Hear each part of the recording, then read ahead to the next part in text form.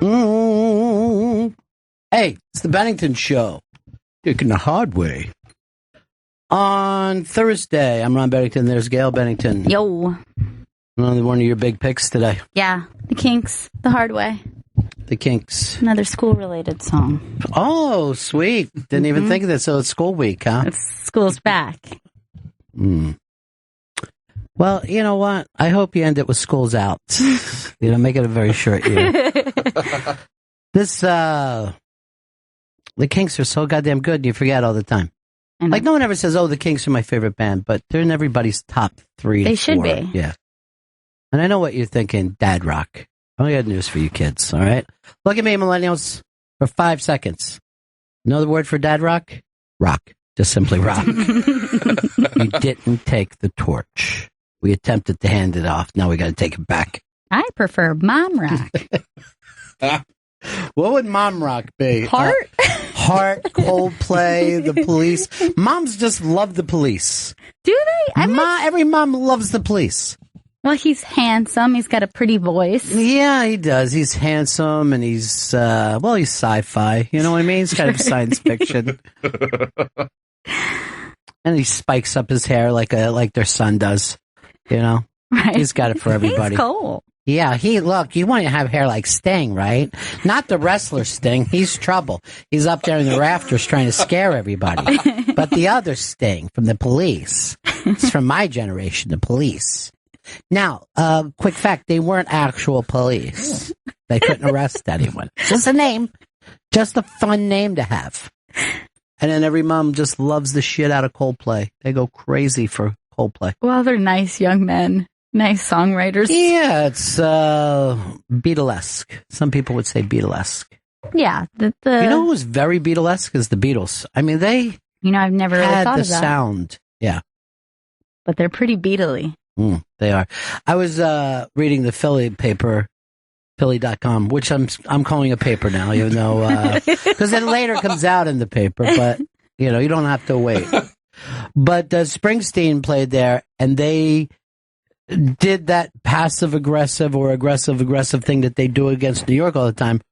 We liked Springsteen first. Right. Giving out when he fucking played the main point, all this shit. They always go out of their way to try to fight. See, Bruce lives exactly in between New York and Philly. I think he could go in either direction where he grew up and get the same time. Shouldn't you say then that he's the glue that binds us together? Well, he's the ties that bind. I think Vita would back me up on that. But, he doesn't...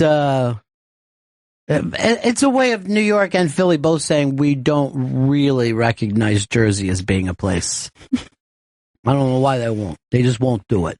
It's like our stepsister or something. Well, they don't have a TV station is what bothers people. You got to have your own TV station and not some little UHF channel, but an actual CBS. Hold on, there's the Allman Brothers. Just started on my phone for no person. Dad Rock. You love Dad Rock. I do love Dad Rock, or Rock, as it should be only called from this point on. Siri, stop fucking turning on the music. Okay, you pretend I don't fucking hear everything. There's a new 7 out. Yeah. Siri knows many things. Yeah, do you, fucking Siri? I'll tell you this, you're going to find out you can skip like a fucking rock.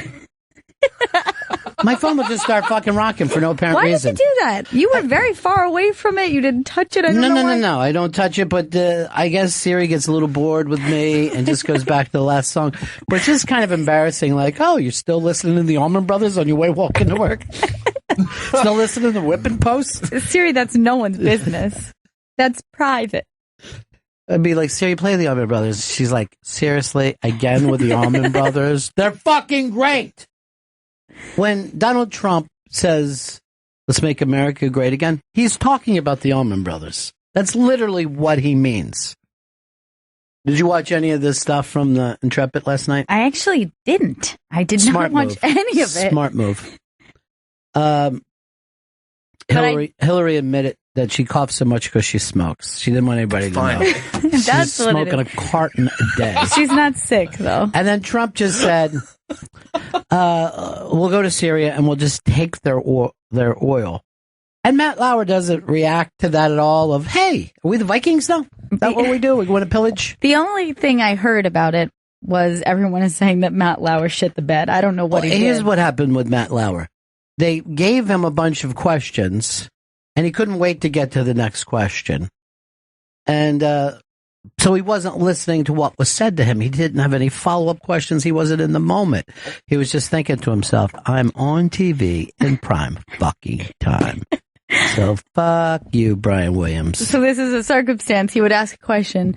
Trump would give a crazy answer, and then he would be like, moving on, instead of going, what do you mean by that? Or and then, he really wanted to go after Hillary on the emails. It's like, people have heard the fucking email bit. You just don't want to start a fucking show with 10 minutes of her being the, crooked lawyer thing. You know what I mean? She's just moving around. The Clinton brothers are like really great bad lawyers where they know how to move shit around, and, you're not going to catch them. You might as well have gotten into talking about stuff that mattered to the vets. But, yeah, the only funny part of it is Matt Lauer just taking a bashing from both sides. And then I turned over to Fox last night. I thought this was the most interesting thing of the night.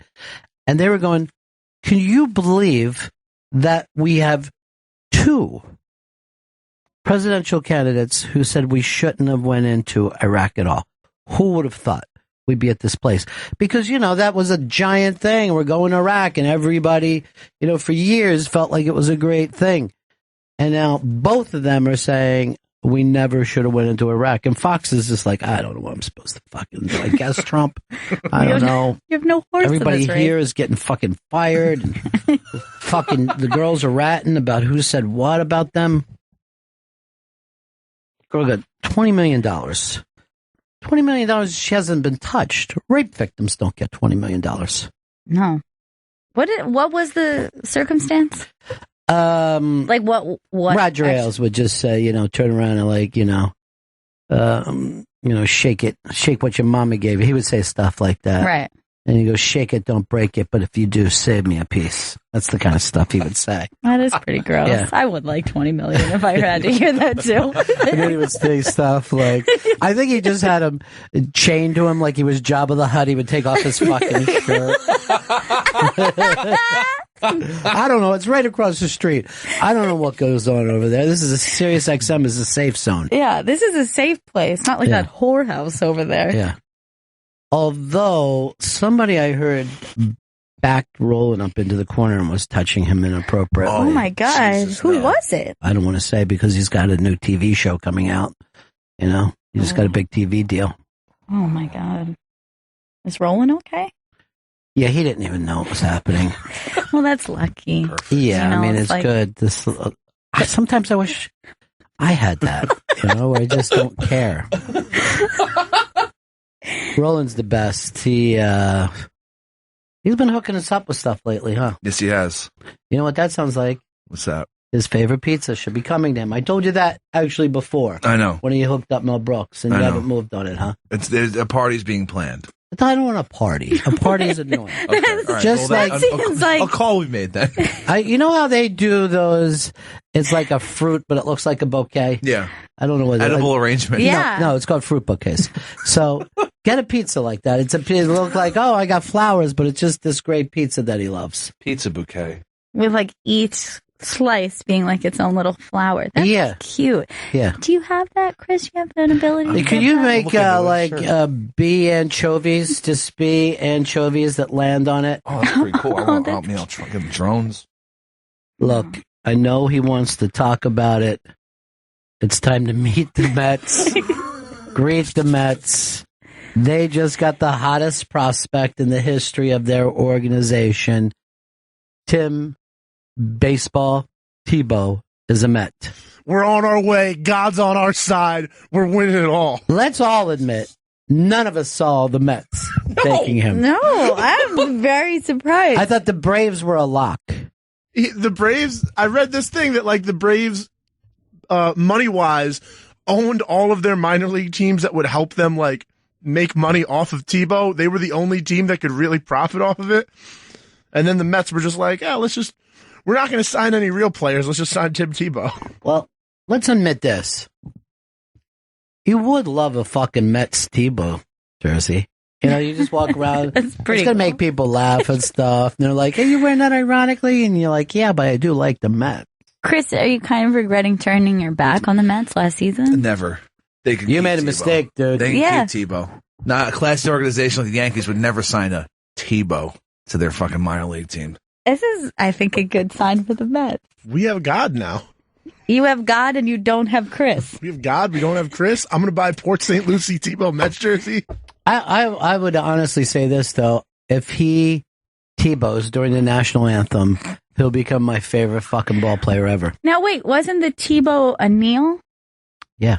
So that would be like the Kaepernick thing, and that would be very confusing. I think it would work for both. And during the national anthem, he kneels as a way of saying, you're not as good as God, America. God's way better than... God never even fucking came to America like he did Israel. He actually said Jesus is better than the troops, and that's confusing. We don't know what to think about that. I kind of cheered because I didn't know what to do. Hey, Zach, what's up? Hey, I would love you guys, love your show. I was just calling about, you were talking about Bruce and his Philly-New York feud. So I was at the concert last night, 4 hours, 4 minutes, longer than the MetLife show a few nights ago. The reason Philly loves him so much better is Philly's a working man's town. It's all Bruce talks about is being a working man. Well, here's the thing. Did he do the Fever, though? He did. It's the only place he plays the song, the Fever, and people in New York don't even know the song. And when you go to see Bruce in Philly, people just start yelling the Fever at the beginning of the song. I mean, at the beginning of the show, and they yell it for 2 hours until he plays it. And then they yell the Fever again just to show New York how much you don't like them. Vito, you are from New York. Is New York more of a Bruce town or Philly more of a Bruce town? Look, New York's with Bruce is like we are with football, okay? We take what Jersey has and we call it our own. So, New York Giants, New York Jets, New York Bruce. That's a terrible way to go through life. You sound like a bully right now. Chris, I'm going to ask you. Philly or New York? Bruce is a fucking New York guy. Gail? It sounds to me, after hearing the Fever Dog. Yeah. No, not dog. Just the Fever. He's got the fever. See, he gave that song to Southside Johnny, but he sang it. It got, I think MMR recorded something at the main point with him doing that song, and so they played the shit out of it, so it was like a hit there. They should do Fever Dog after, though. You got to get off the Fever Dog thing so you can be in the now. I get a feeling, and I know you've walked away from watching Bruce on TV before. I remember that night very well. I had a crush of mine called me. I was very excited. I took the call. It was only just 5 minutes. I came back. Well, I was in big trouble. I don't remember it that way at all. That was exactly what happened. I was enjoying the concert. He was about to do a meeting across the river, and you missed the total thing. Crush that I was very excited contacted me. But you weren't into the show. I was. Vito, look at me. She was not into the show. I was into That's it. why I was she keeps enjoying saying it. Fever Dog. Because I guarantee you, your guy would be going like this. Philly. He's a Philly guy. That's why I said Philly. That's exactly what I said when I heard I didn't hear you say yeah. Philly. I thought I only heard Fever Dog, and I'm like, she's not getting into this bit at all. I'm into it. Especially when fucking Chris, of all people, lines up with Mr. Met. I know. Yankees and Mets together. Seriously, he's got the head for it. He should be Mr. Met. Tebow should just get out there. He's waving to the kids. For fucking $5, you can throw a ball and hit him in the stomach, and you see it just bounce off. It doesn't bother him at all. I'm just hoping he makes Brooklyn. This is, to me, this is the embarrassing part. They're sending to the instructional league. I didn't even know major league teams had instructional leagues. What does that mean exactly? It's something for 18-year-old boys to go to, and they get out of high school, they skip college ball, go down to the instructional league. It's like you play a game, but the coach stands next to you, like in T-ball. The coach is right there, and he's like, Billy, to your left, run. Timmy, look for your cutoff man, Timmy. Okay, you still did good. No, everybody's going to bat. Don't worry about it. Don't get upset. Don't line up for batting. Just Wait till your name is called. You ever go see how little kids that'll stand in a line waiting for their bat, and you're like, this isn't fucking school, kids. You've seen a game on TV, haven't you? 5 strikes. That whole thing of my dad never taught me. Your dad's not supposed to teach you. You're supposed to go out and fucking play with your friends and get better. What is your dad running an instructional league in the fucking rec room now? If he gets to the Cyclones, there's going to be fucking anarchy in the streets of New York. The Cyclones? Why would he be there? That's our single A team. In Brooklyn? Yeah. Coney Island, yeah. Do you know, to this minute, I thought it was a fucking Yankees team? No, it's the Staten Island Yankees. That's the... So that's a big fucking problem, right? You got to go across. Fucking bridge. Well, that's single A? Yeah. Oh, he'll definitely play single A ball. And that's a good place for him to play. He's already got that Jets fan base behind him. Yeah, you can't even get into that fucking joint as it is, though. What, the Cyclones fucking do very well for themselves over there. Yeah, it's a really nice park, too. They have medieval times night. Oh, God. That's right up there with... Hold on, everybody's annoying me. That's right up there with Fever Dog. They also have a Seinfeld night. How do you know if it... Oh, thank you, Chris, because now it's complete. It went from a headache to a fucking brain tumor. I don't know what Fever Dog did to you. One thing, when people act like, ask me any Seinfeld question, why would I? Everyone fucking knows him. It's been on TV for 30 years. There's no reason to do this. Festivus, what day does it fall? It's for who? Shit. If someone says Mulva again at a party, like it's fucking funny, I'm gonna take a fucking straight razor and just slice through myself. And I'll go, this is for constantly bringing up Mulva, and I'm just gonna cut my throat. I was on the train with Dan one time, and he was just reading a book about Seinfeld trivia. Who was? Cool Disco Dan. Oh, I assumed Perlman. He also is a big Seinfeld Of course. fan. Everyone you know is a big Seinfeld fan. And they think it's rare. Everyone has done it. I've seen every episode 8 times. I don't... It's a good show. We all know that. I'd rather someone just came up and started talking about King of Queens like it mattered. I'd just be like a relief to me, like fresh air. Yeah, but remember the chocolate babka? Yeah, I do, man. I do. That's when he was dating the Virgin, right? And they thought George was a Nazi. Just fucking stop it. Still the best show. When Kramer would come in, remember that? Kramer would just come sliding in. And everyone would be like, yeah. I mean, like, didn't Joey ever lock his door? That's what I want to know. Did you ever notice they lived in New York with no black people? No, I didn't. That would be a good episode. So, like, don't want to hang out with the blacks. Kramer's not bringing the blacks over. even weirder than that is the amount of car-related episodes. Oh, yeah, he just drove everywhere, like he lived in Chicago. No. Like, there's constant, someone borrows someone's car, someone gets a new car, this about a car. It never happens in New York. A lot of people are saying we need to go to our own Twitter and look at the picture of Chris. I haven't seen this. Oh, my God, I'm retweeting. Oh, Jesus Christ. Who took that picture of you? Oh, no, I got fucking creep-shotted again. Like, you know, why are you so chill? Like, you're way too comfortable for public. What's wrong being that comfortable when you're hanging out in real life? I don't know. I like to fucking lean back. Put the feet up. Dude, you're at a place where there isn't even a table. You had to move that table down there. Because that isn't the table area. I had to set up a new set.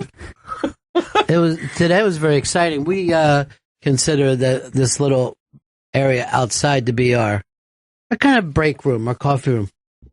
Today, Opie was holding court out there. I saw that. Yeah. With a big TV star. I know. That's very, I don't think I've ever seen him in our office. Yeah, it suddenly made it feel like a high school cafeteria, didn't it? Chris, why are you so comfortable? You're saying that like it's a bad thing. But I Dude, mean, I've never been that comfortable even when I was sleeping. How are you that flexible? I'm very flexible. We know this from my doctor. He said From my doctor. He said I had free joints. Free joints or free willy? What is it right now? Freak. You know, it also looks like it doesn't even look like you're scoping. It looks like you have one of those things and you're trying to get a better tan. You ever see those old school reflector things? What Those big, like, what is the guy trying to get a tan under his chin or something? What is I don't know. It's like this aluminum foil wrapped, like, thing.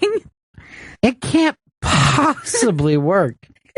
This is the other thing about Chris, and it is kind of science fiction, but he will kind of mold to his surroundings, whatever his surroundings. And it seems like this way a shark would go by and not even know it was him. It's good to have. Why are you wearing this stupid Survivor headband, Phil? It's not a Survivor headband, just a bandana. Because it was hot out, so it just catches the sweat, Ron. So this is about you setting up your football is tonight. Yes, it begins. For everybody but Tebow. He's in the instructional league, and he's practicing bunting.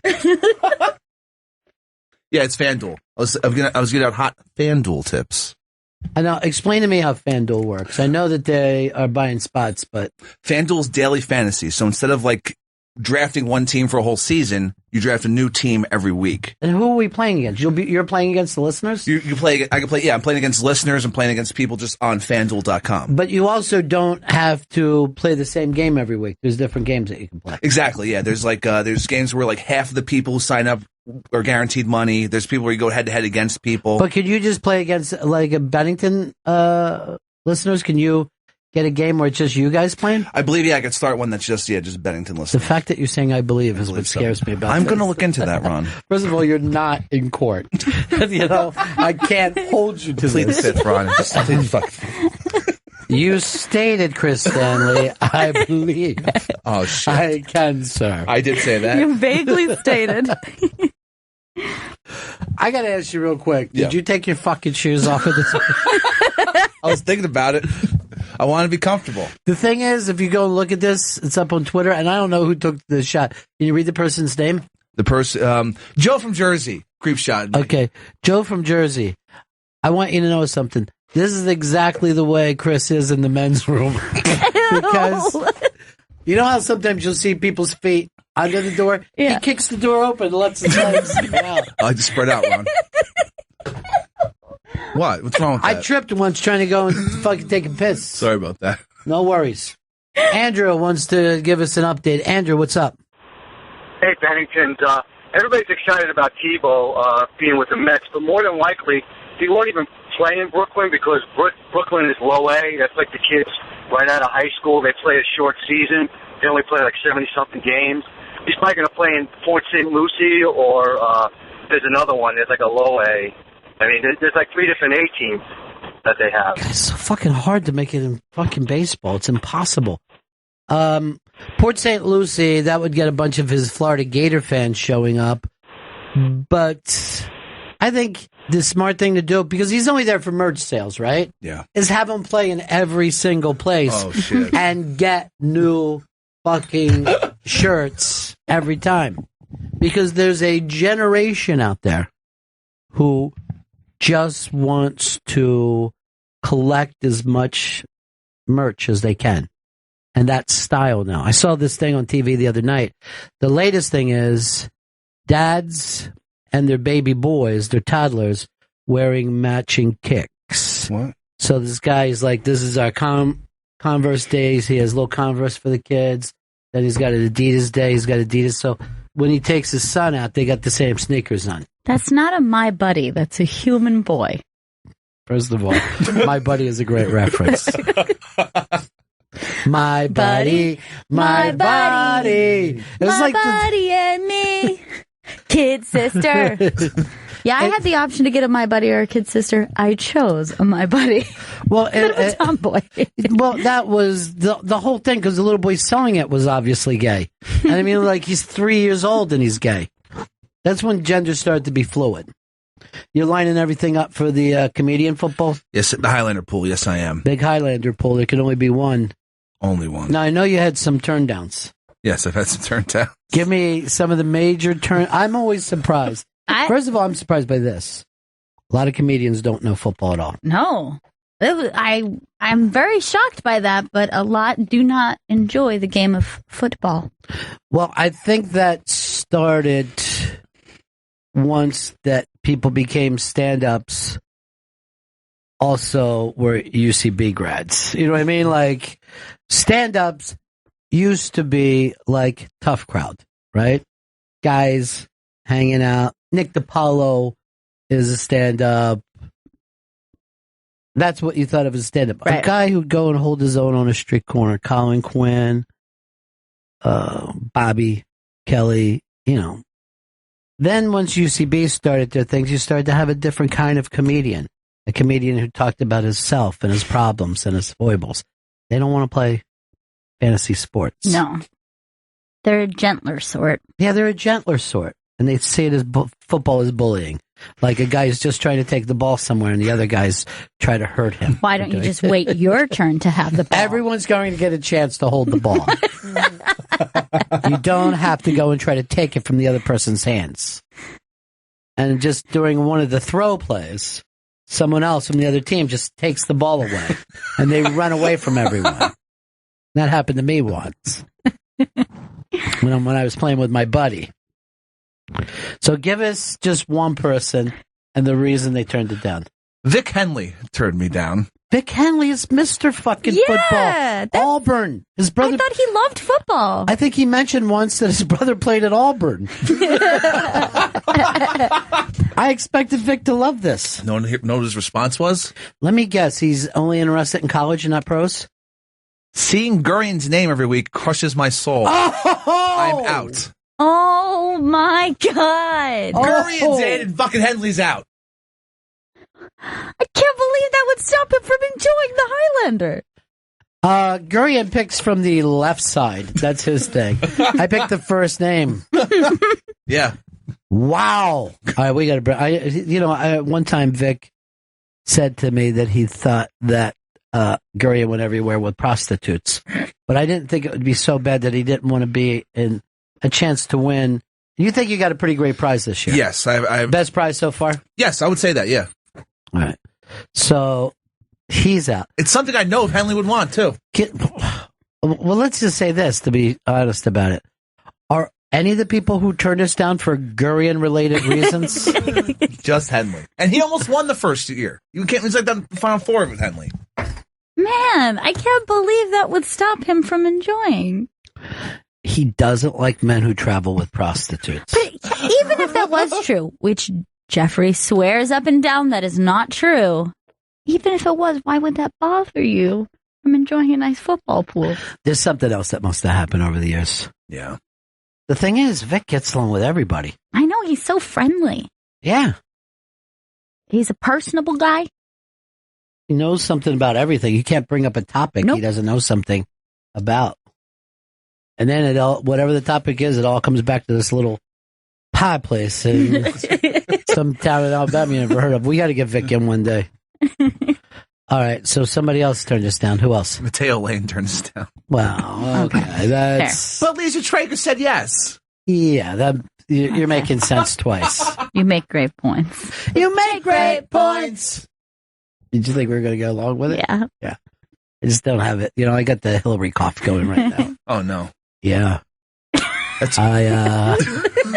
what happened. I mean, it's kind of a funny story. I guess I was going down on her, and she started coughing, and I started coughing. Yeah, it's catchy. Like Zika. I didn't know that. I didn't know that you could catch sexually transmitted diseases. That's where I fucked up. Yeah, even through oral, which is weird. Ugh. All Drudge Report is the Hillary Cough fucking news center. Drudge Report. Oh. That's all he reports about. Okay, relax with the Drudge stuff, Just okay? saying. I get it. I You feel follow like it. you're above Drudge. I don't. I go there 10 times a day.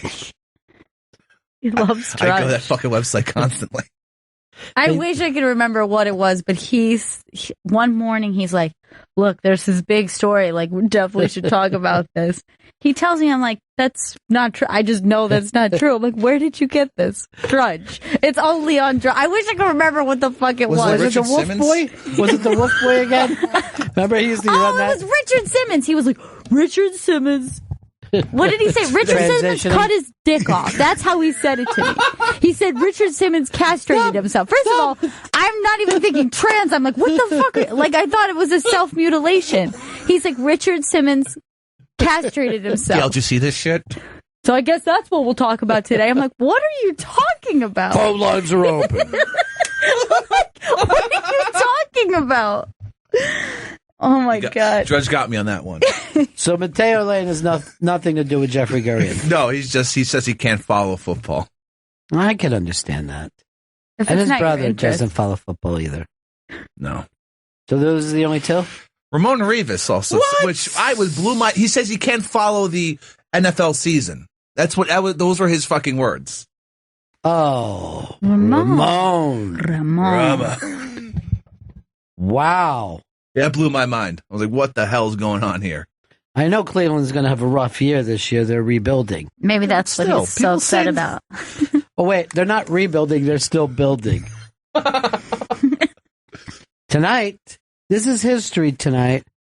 A rookie who's never thrown a pass is starting for the defending NFL champions. That's wild. That's crazy. 7th round, last quarterback picked, played at fucking Northwestern, was literally working on a job, like lining up a job that he was going to be doing because he didn't think he was going to get drafted. And now he's starting for the Super Bowl champions in a home game. And everybody's going to be yelling about the championship, and he wasn't there. Yep. Just some dude. What's he going to say? Don't worry, we're going to be better this year with me here. Mark Sanchez couldn't beat this guy out. Mark Sanchez couldn't even stay on the fucking team with this kid playing. And Dallas has got a rookie too, right? Dak Preston. Is he a first-year guy or a rookie? Rookie. Okay. He's a rookie. Yeah, this is and he was hot shit in the preseason. That doesn't mean anything. A lot of people are saying great things about him. It can mean something. I mean, better than if he sucked during the preseason. You're like, why is he playing? at least he could play well in the preseason. What's your big bet? Oh, Broncos +3. Broncos +3. Take it. I saw a thing on ESPN today. 77% of the money is going with the Panthers.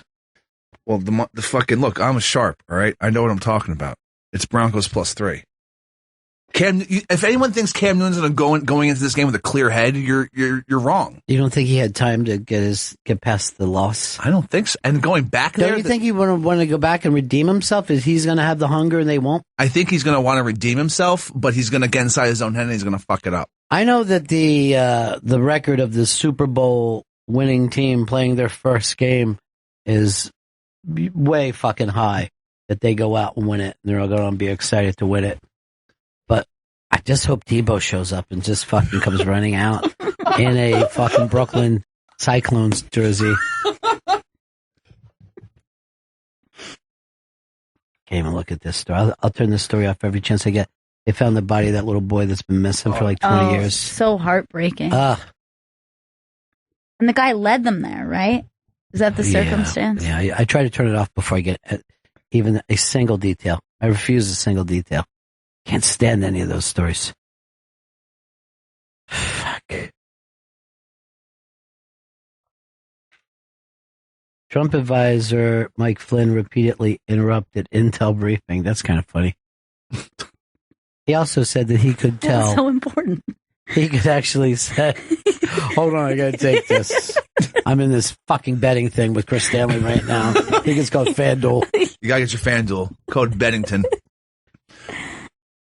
Here. Oh. All right, this was sent to us. Your Mateo Liza reactions are very microaggressive. I'm going to cop to that. Yeah, you're right. They're microaggressive. But sometimes stereotypes are true, and that's why they're there. I say always they're true. I mean, that's why we have them, to not have to restart everything. You don't want to explain to people why someone's wearing pants. It's something humans do. Are you freezing in here? You can turn it down a little bit. No, it's fine. Vito, did people want to warn us of something? Looks like the phones blew up, and what happened? Did we say something wrong? No, yeah, and then it was immediately corrected. What was it? Chris said something wrong and then corrected himself. Well, what was it? Yeah. Come on, bro. He said Prescott, and then he said Preston, and then he said Prescott. That's what they're fucking leaning at. I turn around and the phones just explode. Every line, motherfucker! Like Cowboys fans. That's a fucking N, not a T! What kind of show is this? No other point do they want to be involved until fucking Chris gets thick tongue. Holy shit, John Walsh was involved. Oh, no. The irony. Well, there's an irony. That's what he does with his life. What did you thought he was involved? Like he was the murderer? I didn't know when I heard involved, I went the negative. Oh my God! You're a lunatic. Biden's doing a news conference right now, and he said that when he leaves, him and Obama are chipping in and buying every American work boots, steel tip work boots. He said they also come with this thing that'll help your arches. Oh, nice. I think it's Dr. Scholl's. Mm-hmm. It's good for flat feet. Flat feet is a weird thing, right? I'm flat-footed. Oh, shit. You got duck feet. That's why you can swim so fast. No, wait. Duck is this way. Wait. Which one's which? But I also I'm say pigeon. wide. Yeah. I say they're wide. Oh, yeah, I see. The wideness. Sure. Yeah. When I was a little kid, I went to go try on some dress shoes. Like, I can remember this to this day. It was so humiliating to me. The shoe salesman, like, comes up and, like, lifts up my foot, and he's like, you have what we call in the industry a box foot. Your foot is about as wide as it is long. I was like, what? Why would you tell me that? The insecurity will never end. Well, you know, the doctor said that we should shave your feet when you were born. And I go, how much? This is like $300. I go, I tell you what, just fucking load her up into a box, feet first. She'll fit. She'll fit just fine. I'll tie her to the top of the fucking car. And off we go. We almost named you Boxfoot. We were so close. Boxy for short. I'm Boxy. Oh, I miss Boxy. That's creepy. Disgusting. That's really creepy. Actually, she's back on the internet. Can I tell you something? When you start to say stuff like this, Yeah. I wish they sold bats with spikes in them. I wish. You have to put your own spikes in, which always bothers me. I'm not going to do it. I'm not handy. Can I spike that for you? Please. I've got to leave now, but Boxfoot will take it home. Get a box for you? No, we'll put it in her feet. Her shoes will be just fine. They're already box shaped. I like the way that you were doing the guy. It just sounded like a southern dude who was wearing a purple suit. He pretty much was. Oh, Florida children's shoe salesman. You have what we call in the industry a box foot. There's a Florida, when you're in the middle of the state and you pull into a gas station, they'll go like this. You lost? You trying to get back in the state? You're like, no, I'm driving around. They think that you're lost if you end up in their town. What, are you lost? Anybody else know where you are? Yeah, a lot of people know where I am. I'm being fucking tracked right now. Here's what you gotta do. I forget who, I think Craig McCart had a bit about this, where he said, like, when they're giving directions down there, you go about 2 miles where the old church used to be before it burnt down. Take a left there. Where the old church used to be. Sure. Fucking left every single time. Go down where the old church used to be, make a left.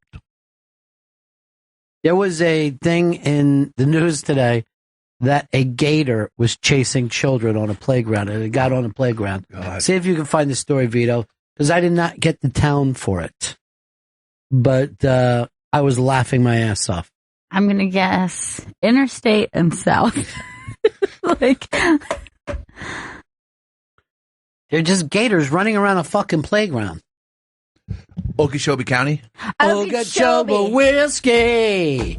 like Okeechobee. Me and the boys got it made. We got 3 days off in the Everglades. You're supposed to be playing Stranger right now, Chris. I'm pulling it up. You got to fucking play them Stranger Boys. Stranger Boys. So it was out, and it was just running around. Yeah. Is there photos of this gator? There's a news story. I'm pulling it up. Yeah, you better pull it I'm up. pulling this shit up. I know Stranger Boys. Stranger Boys is coming after the story. Yeah. So stick around. We're going to go stranger, but first we're going to get that Gator report coming your way. All right, this is still the 5-foot gator. Yeah, but you don't see any kids running. That's what I really want to say. Gator in the bushes, he's calling my name. Oh, there's them Stranger Boys. It's a Stranger Boy. Stranger Band. And that's what my childhood looked like. Yeah, it was. That was your childhood. Did you even see that picture of Fast Eddie wearing fat shorts? His giant fat shorts. It's hilarious. What a great band. Well, you know, to me, if you want to bring Tim Tebow, and you got to bring Greg Billings in to let him play, it makes just about the same amount of sense. Hey, here's Jeff. Jeff, what's up? Hey, Ron, that Stranger Band is funny. I remember going to see them in Tampa, and people be in the audience as if they were at a Guns N' Roses show. Dude, they were so gigantic. They had their own buses. They had their own road crew. The women were always just beautiful and half naked. Those were great, great shows. Luckily, you know, I only got to see them about 2,500 times, but, you know, you take what memories you have. Great, great band. Great, great musicians. Hey, how about Buddy Stevens and Last Chance U? They'll rip them apart. Lazy, useless, piece of shit, thugs. And then he'll break right into the Lord's Prayer. Have you noticed that? Every single time it goes back to that. Touch somebody. Touch somebody. Yeah, touch somebody. You thugs. Yeah. He doesn't look like he does very much coaching. No. Recruiting seems to be his main thing. He finds these dudes that are all fucked up. I like the offensive coordinator. He was a much more pleasant man. Well, it looked like he was paying attention to the team, but yeah, he was talking to them. I don't know how they're doing this year. I was just like, too bad it's not another season. I want to see this go on for a little bit. Yeah, and then the poor girl. At what fucking their grades or even show up to class? Oh, Miss Wagner. Yeah. Oh, she's great. Yeah. Yeah, she is. When they showed like she had a kid, and I was like, let's see the kid. I want to see if it's black, because I'm thinking she had to end up with one of those students. I thought me too. But she's a little too close with him. Like, it's a little, I don't know. You know what? I think really. her heart and head's in the right place. I think she's saving lives in there. Yeah. Yep. You know, we were just joking, but I thought was more impressive to that program than anyone else had. Her job was just staying on top of all these kids all the time, and none of them want to do any work. Don Wicklund has the same exact job. So let's not forget that. Mr. Wicklund? Chris, why didn't you show up yesterday? I don't understand you. You know you can only have three absences, and you got 7 already. I don't know. Now, they're doing a makeup test, and they're giving you all the answers. Can you show up for it? I could try. I got practice, though. Where's your pen? Take this pen, then. No one had a fucking pen. Why don't you have a pen? You're in college. I don't know. You're going to need a pen every day here. I'm just trying to get the old. By the way, this is just stereotyping and microaggression. She sounded nothing like that. I thought, let her sound like a little Southern woman. Chris, you know we have water fountains here. You don't got to go walking around these halls with a bucket. I like the bucket. Put it down. No. No one carries a bucket of water all around all day. Coach said it was okay. Why is he on the roof? Get him down. Did you light up a marijuana cigarette in class? That's just damn stupid, boy. Every time I take a look at you, you're eating a fudge sickle. Why is that? That's not a snack for a football player. Tastes good. Put it down. And what did I tell you about pants? You got to wear them every day. You're going to end up, you know where you're going to end up? Same as your daddy, same as your granddaddy and your great-granddaddy. You're going to end up doing time. This is your chance. I'm going to Clemson. Well, you ain't walking there, boy. Get back here. You tried to walk 8 miles before anybody could stop you. You ain't walking to Clemson. Too far from here. Oh. Now, did you point a gun at your teacher again? That's a professor of a junior college. There's only 2 years here, son. How do you keep missing classes? How do you not be able to find your class in a 4-room schoolhouse? Man. Is it because of the bucket? Because you take that bucket of water with you? Listen to me. We got water provided here. Don't bring it from the hose at home. I don't like your water. They say you're just slopping around in it. Sound like a horse drinking. Just drinking straight out of a bucket. Best way.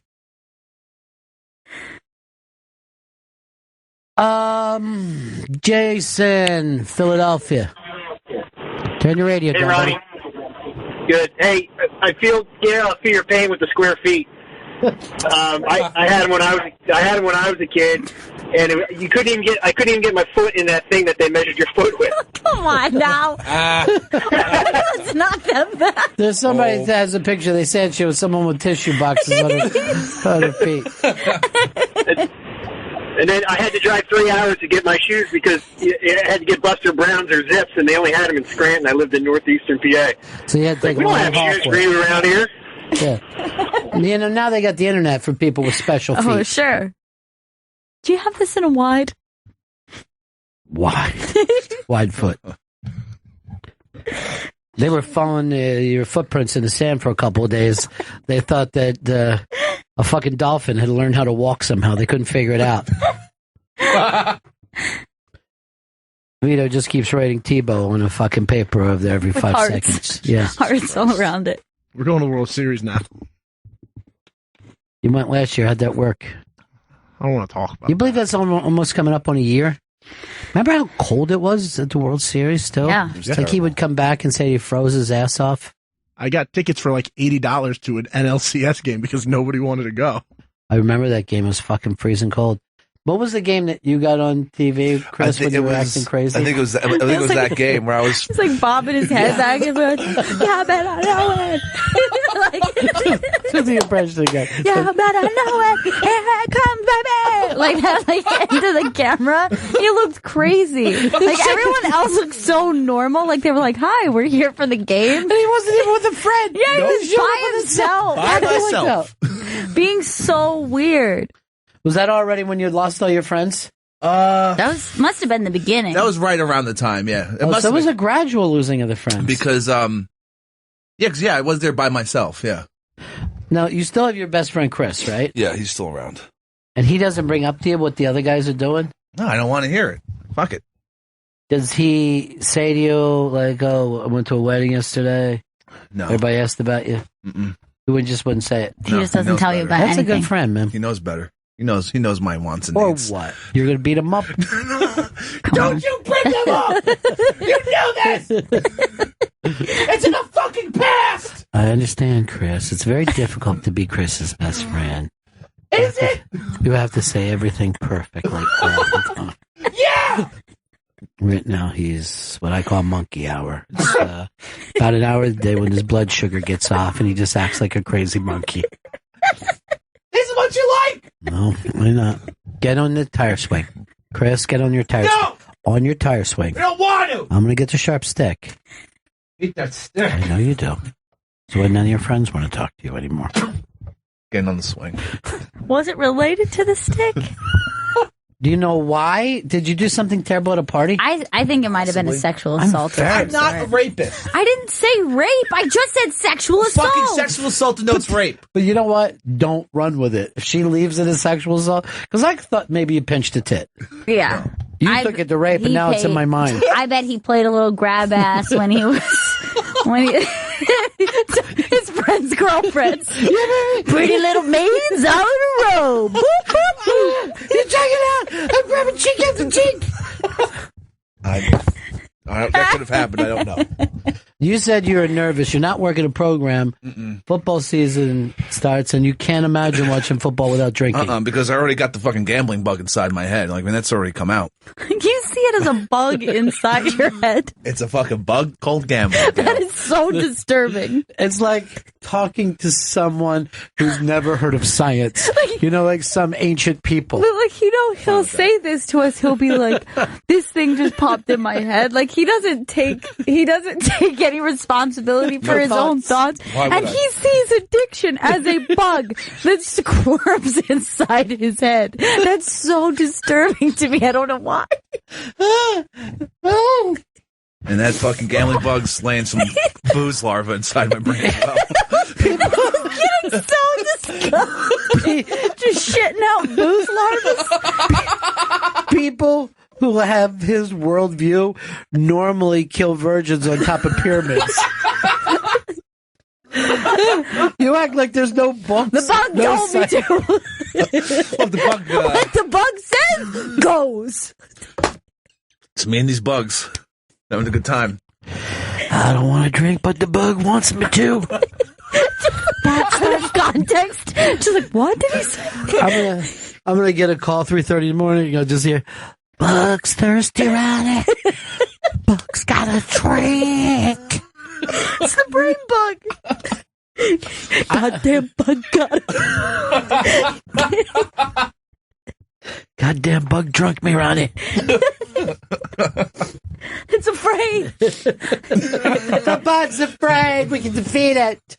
That was the fucking gayest ending to any movie ever. The big vagina bug's afraid. Yeah! Go fucking crazy, everybody. Yes! All right, everyone's just sending me pictures of my new shoes with box It's pretty cool, Gail. Oh, goddamn. Boxfoot. Well, luckily, that's the kind of thing you can buy, Gail, without people bringing it up years from now. That's good. That's cute, though. We ought to wear those somewhere.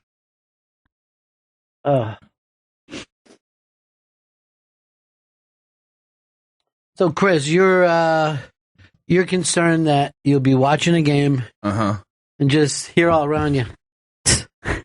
Yeah. All those beers being opened. He's just sweating. The bug wants it. Might as well give in to the bug. Feed the bug. Feed the bug. And then for some reason, you just see the fucking clock is going around his head. Just jump cutting his hands. That's what's called a trigger for you, Chris. Yeah. Oh, yeah. I feel like. Now, are you going to watch games in bars? I think I'm going to watch it. I don't know where. Is there a dry place, like a desert, that you can watch it? I might do this first weekend in a bar. You're going to make it through tonight without drinking? I'll make it through tonight without Here's drinking. what I always like to say, one game at a time. Okay?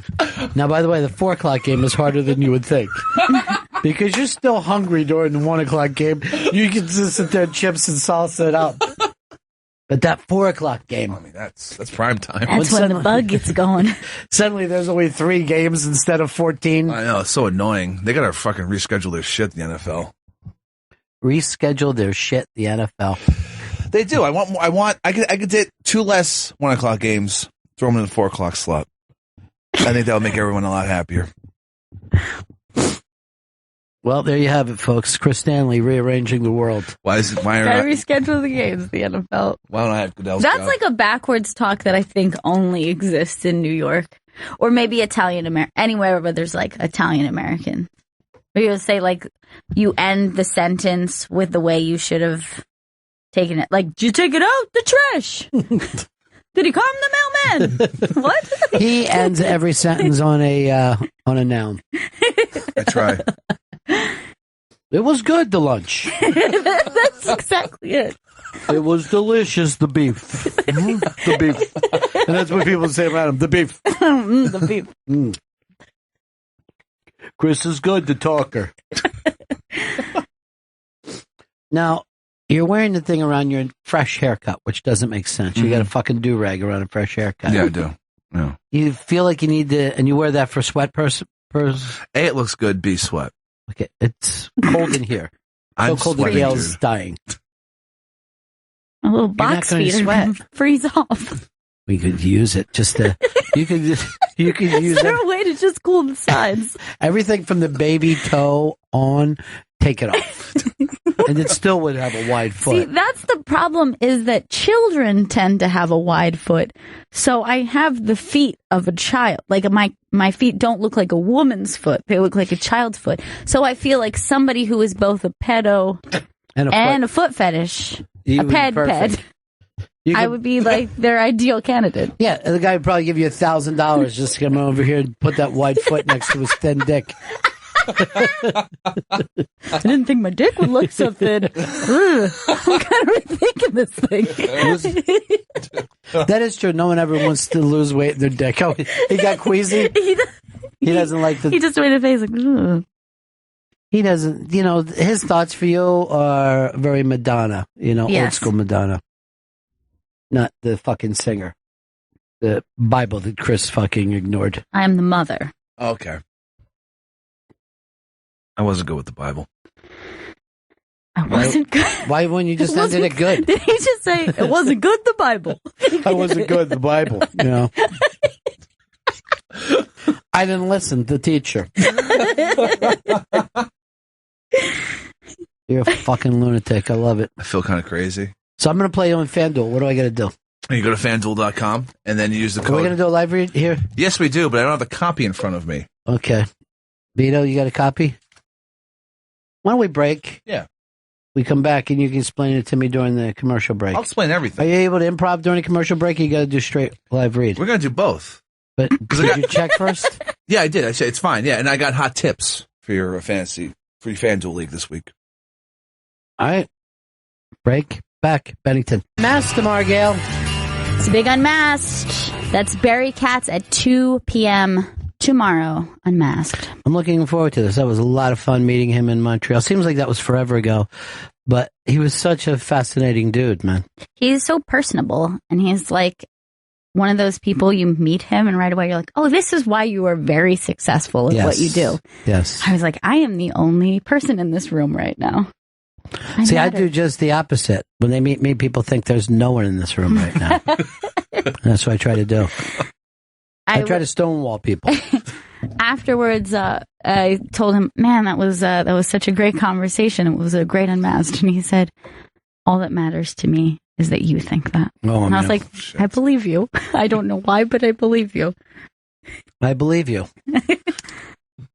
We want to believe you. This is the Bennington Show short porch this week, huh? This is a very short porch. Come in on a Wednesday, go out on a Friday. Nice hours. Yeah. Pretty cush. When's the next vacation? Need a little more time. We would like to propose a 3-day work week. I don't see any problem with it. I'd be willing to work 5 hours a day. I noticed if I was out on the open road, I would be a truck driver the same way I'm on the radio. 3 hours is plenty for me. Enjoying it for 3 hours. Don't want to go any further than that. Maybe 4. Don't want to drive 5 hours. Yeah. 4 is probably where I start to get pretty antsy. Stuff starts to hurt, and you're like, oh, God. I was thinking something else. I guess that's why I heard gravel. That gravel woke me up. That's nice.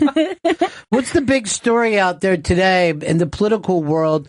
2 big stories. One of the candidates is got the police coming after, and the other is a dope.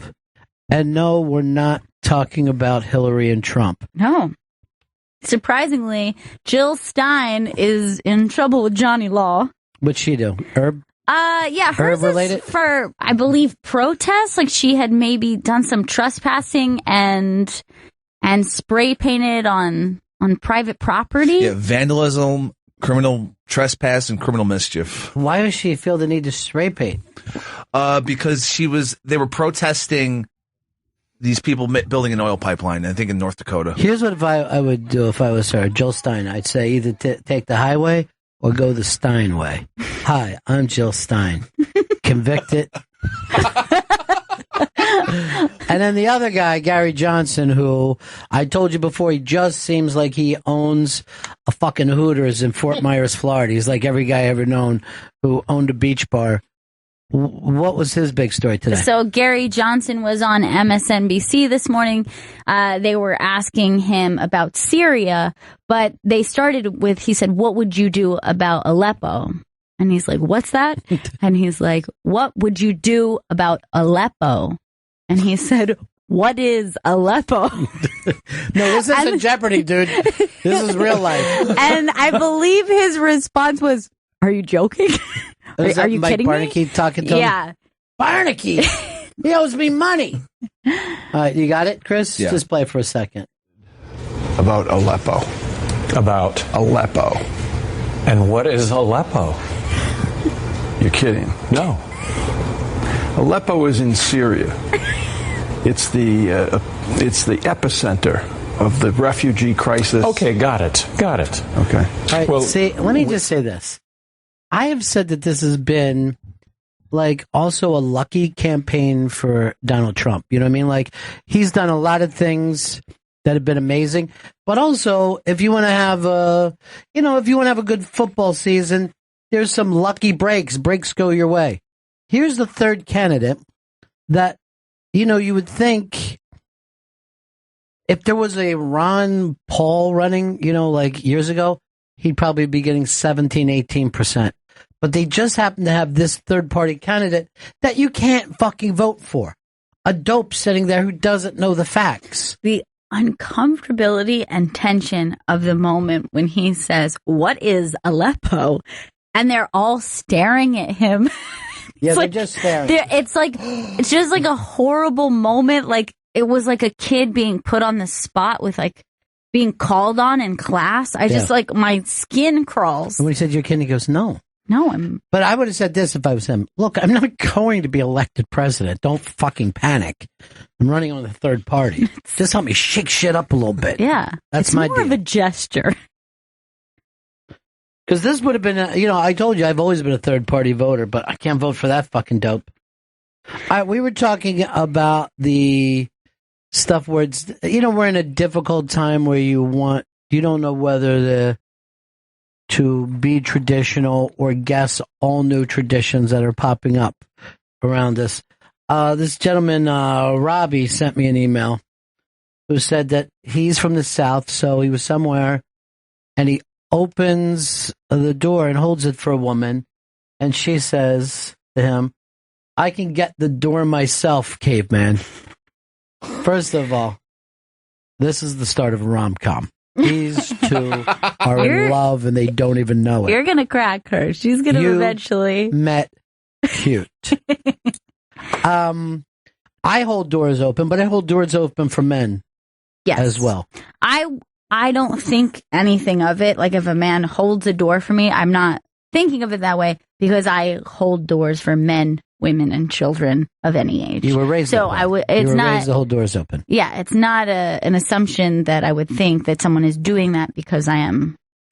And by the way, I'm not a person who holds open a door and then demands a thank you for holding up the door. I hate people who feel like they're due a thank you. Like somebody will hold up a door and somebody walks in and they'll go, "You're welcome." Yeah, if that's why you did it, then it has nothing to do with common courtesy. What you want is a pat on the back for being a nice person. And you're not. I will, however, say there is a thing that does upset me, which is there's a group of people coming in and out. It's very common in New blacks? York. No. Okay, when you said group of people, I thought you were hiding it. So it's a busy situation. A lot of people coming.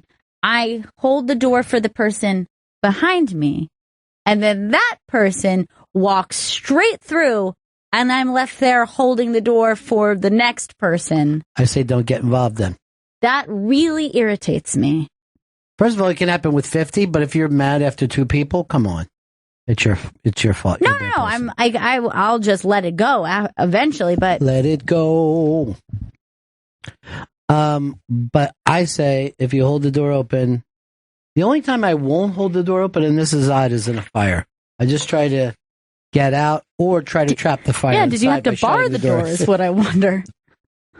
Wonder if we can get out of here. If I don't we need think to. so. Just too many boxes. So many. So boxy. There's a homeless guy living in one of those boxes down there. Oh, Jesus. He's been there for a month. Nice. At least they do that. I passed a homeless guy yesterday who had more half-drank sodas and bottles of water than I'd ever seen. He had like 30 of them all around him. Yeah, like on the floor, like around. Well, the floor, if that's what you're calling the sidewalk, yeah, I guess on the floor.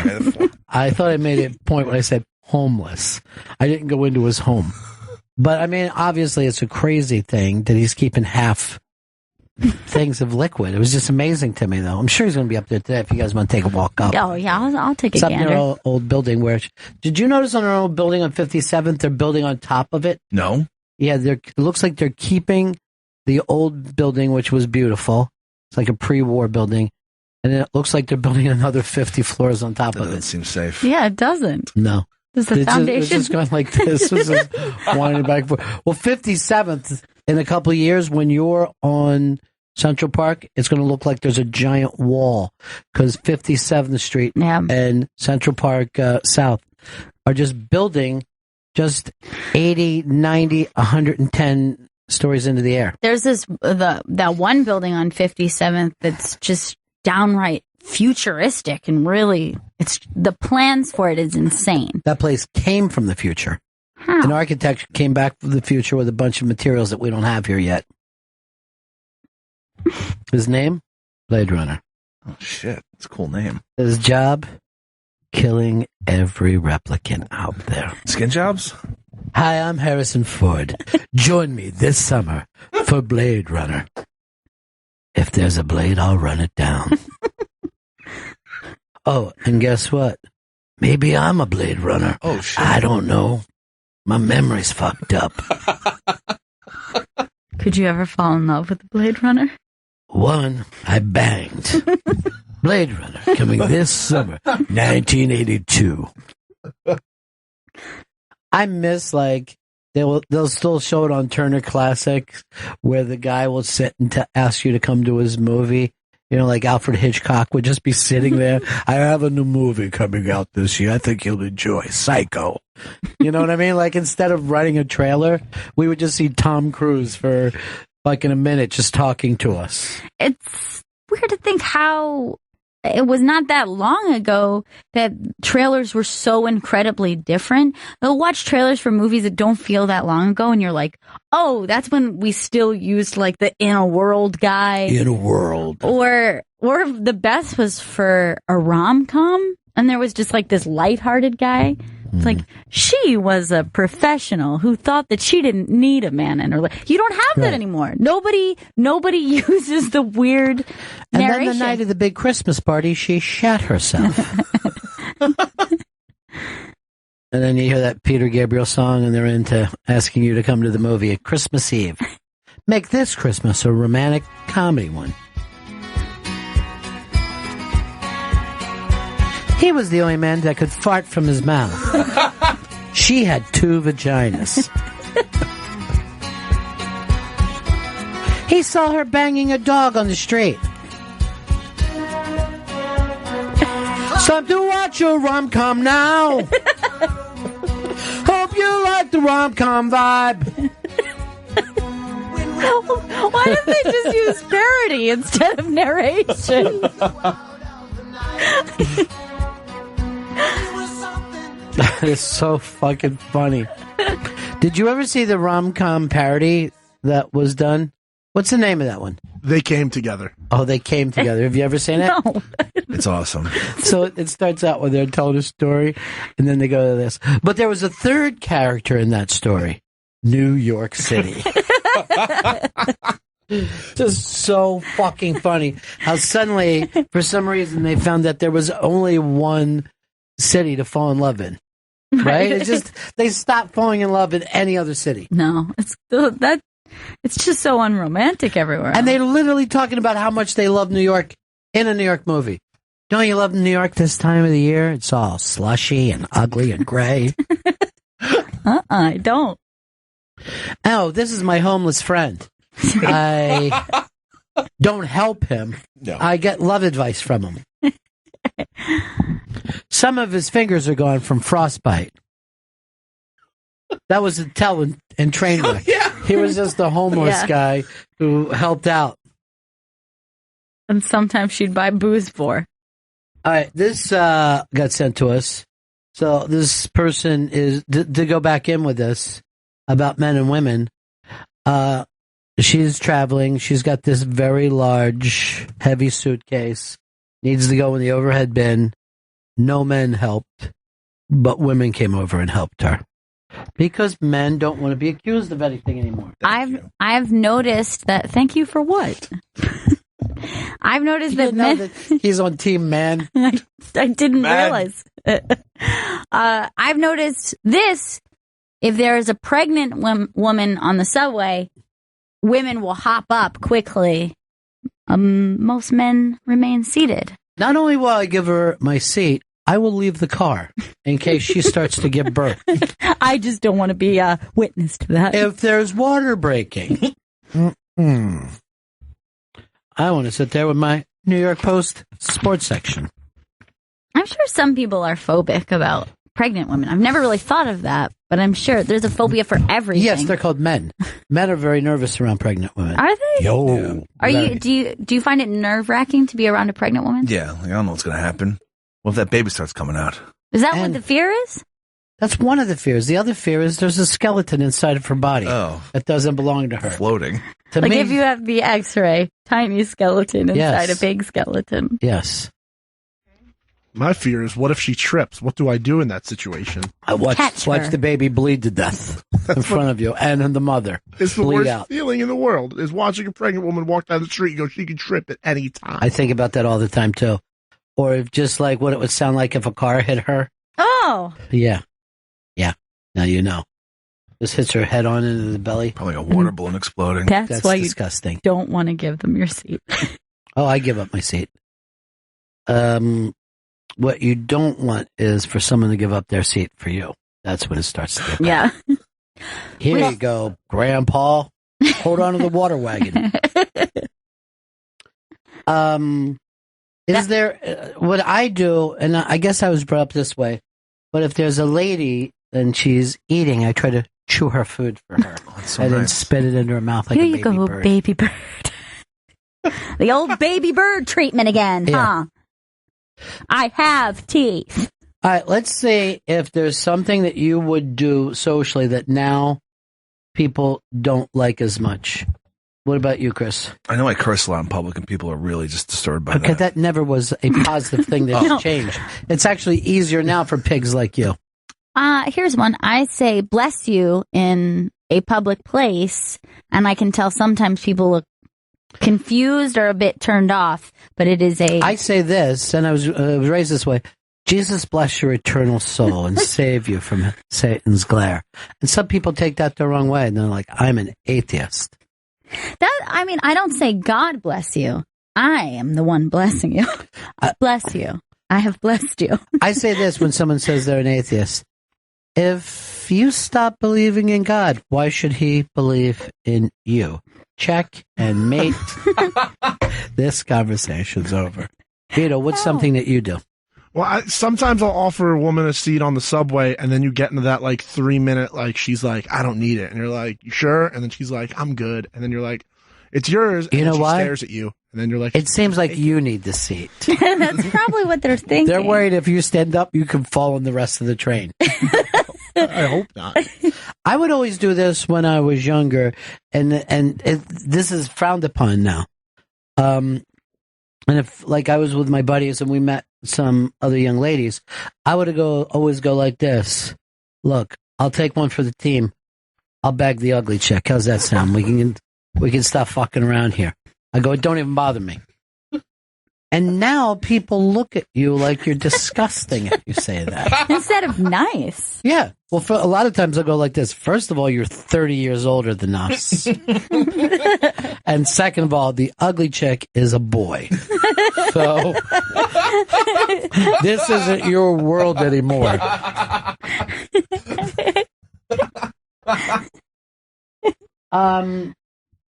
Hey, what's up, Ty? Ty in Vegas. What's going on, team? Hey. I overheard you saying that they don't use the awesome voiceover guy anymore for trailers.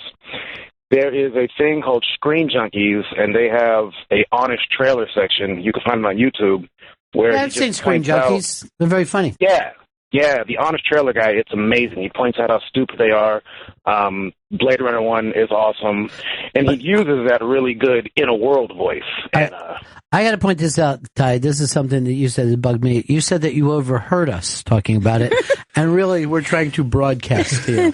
So, I was eavesdropping. I wasn't supposed to be. Never I got like the radio on in the car, and I can't listen to it though. There are things that we don't want you to hear, but we don't say those in the microphone. No. I don't want to be rude. I've seen their stuff before. Sometimes the iBang is that something, is it? They reblog it, they something. Retweet? I don't know. I don't know if I don't have Twitter. Repost? I guess they Repost. repost. Or they share a post. They post share. And this is a post-sharing world. 9/11 this weekend, 15 years. Can't believe that. Chris is going to drink a beer for every year. Chris, don't. It's up to Please him. It's got to be a choice. Thank you, Ron. What are you going to choose, though? He's going to come in tomorrow hungover. It's the first game of the year. I didn't know that football was your trigger point. I think gambling was a trigger point. Yeah, you're right about that. They just go hand in hand. I bet, though, you're going to gamble, you're going to drink, you're going to start smoking. Oh, no. The trifecta really back? bad about myself. I feel like the smoking's been the best thing. Maybe if you didn't start a gambling club the way it seemed like it was just the fact that you're talking about it. All I'm thinking about. By the way, it was very funny. I forget what you brought. Oh, it was a different story, but Chris wants to follow it. And since he never closes any of the windows, he went back and saw the picture of him lounging and then just tried to snap out of his bed. Let's look at it again, though. Okay. The Brings me comfortability joy. he has. He's so comfortable. I'm a comfortable man. Check it out. You know, the thing that you can't see is there's a pregnant woman just standing off there who doesn't have a seat. And he's taking up one with his feet. She's underneath him. He laid on top of her while she was giving birth. It's the funniest fucking picture ever. It's terrible. That should be your Tinder shot, that you just put that on. Oh, my Check it God, out, ladies. please. I can't believe I'm getting creep shot in the streets of New York, Ron.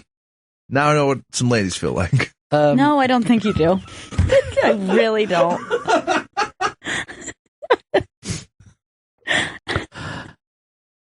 That's the most interesting man in the world, Chris Stanley. What's next? Cat calls, Ron? What's going on here? Are you the new most interesting man in the world? I love it. You're not going to get cat calls. You'll get cow moos. Moo. Hey, no, that means we like you. Oh, thanks. Thanks for that, I think. Yeah, what is the name of that beer? It's Dos Equis. Dos Equis. 2 X's. I don't always drink beer, but when I do, it's Dos Equis. It's Dos Equis. I am no longer going to be buying Dos Equis for myself and my friends because they've replaced the most interesting man in the world.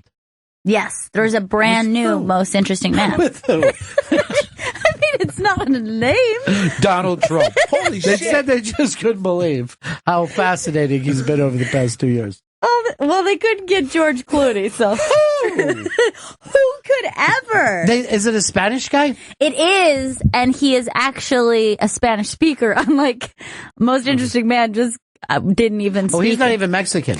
Yeah, I think he wasn't. No, I know he wasn't. Is this the new guy? Yeah, this is the new guy. Wait, so let's have a look at it. He is the most interesting man in the world. ¿Crees que habrá alguien tan interesante como él?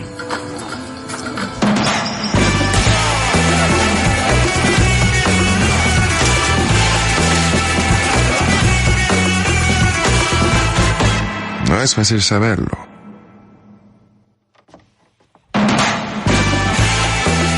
Well, I'm going to give him more of a brag, but that didn't jump at me. He is Garbage town. He is foxy, though. You'd have to I'd much rather sleep with the original. look. This isn't the most. What? No one was asking you that. That wasn't part of the question. Yeah, but if it comes up, he got there first. Look, here's the thing. It's not the most attractive man in the world. We'll just go get Burt Reynolds to break it out, okay? All right?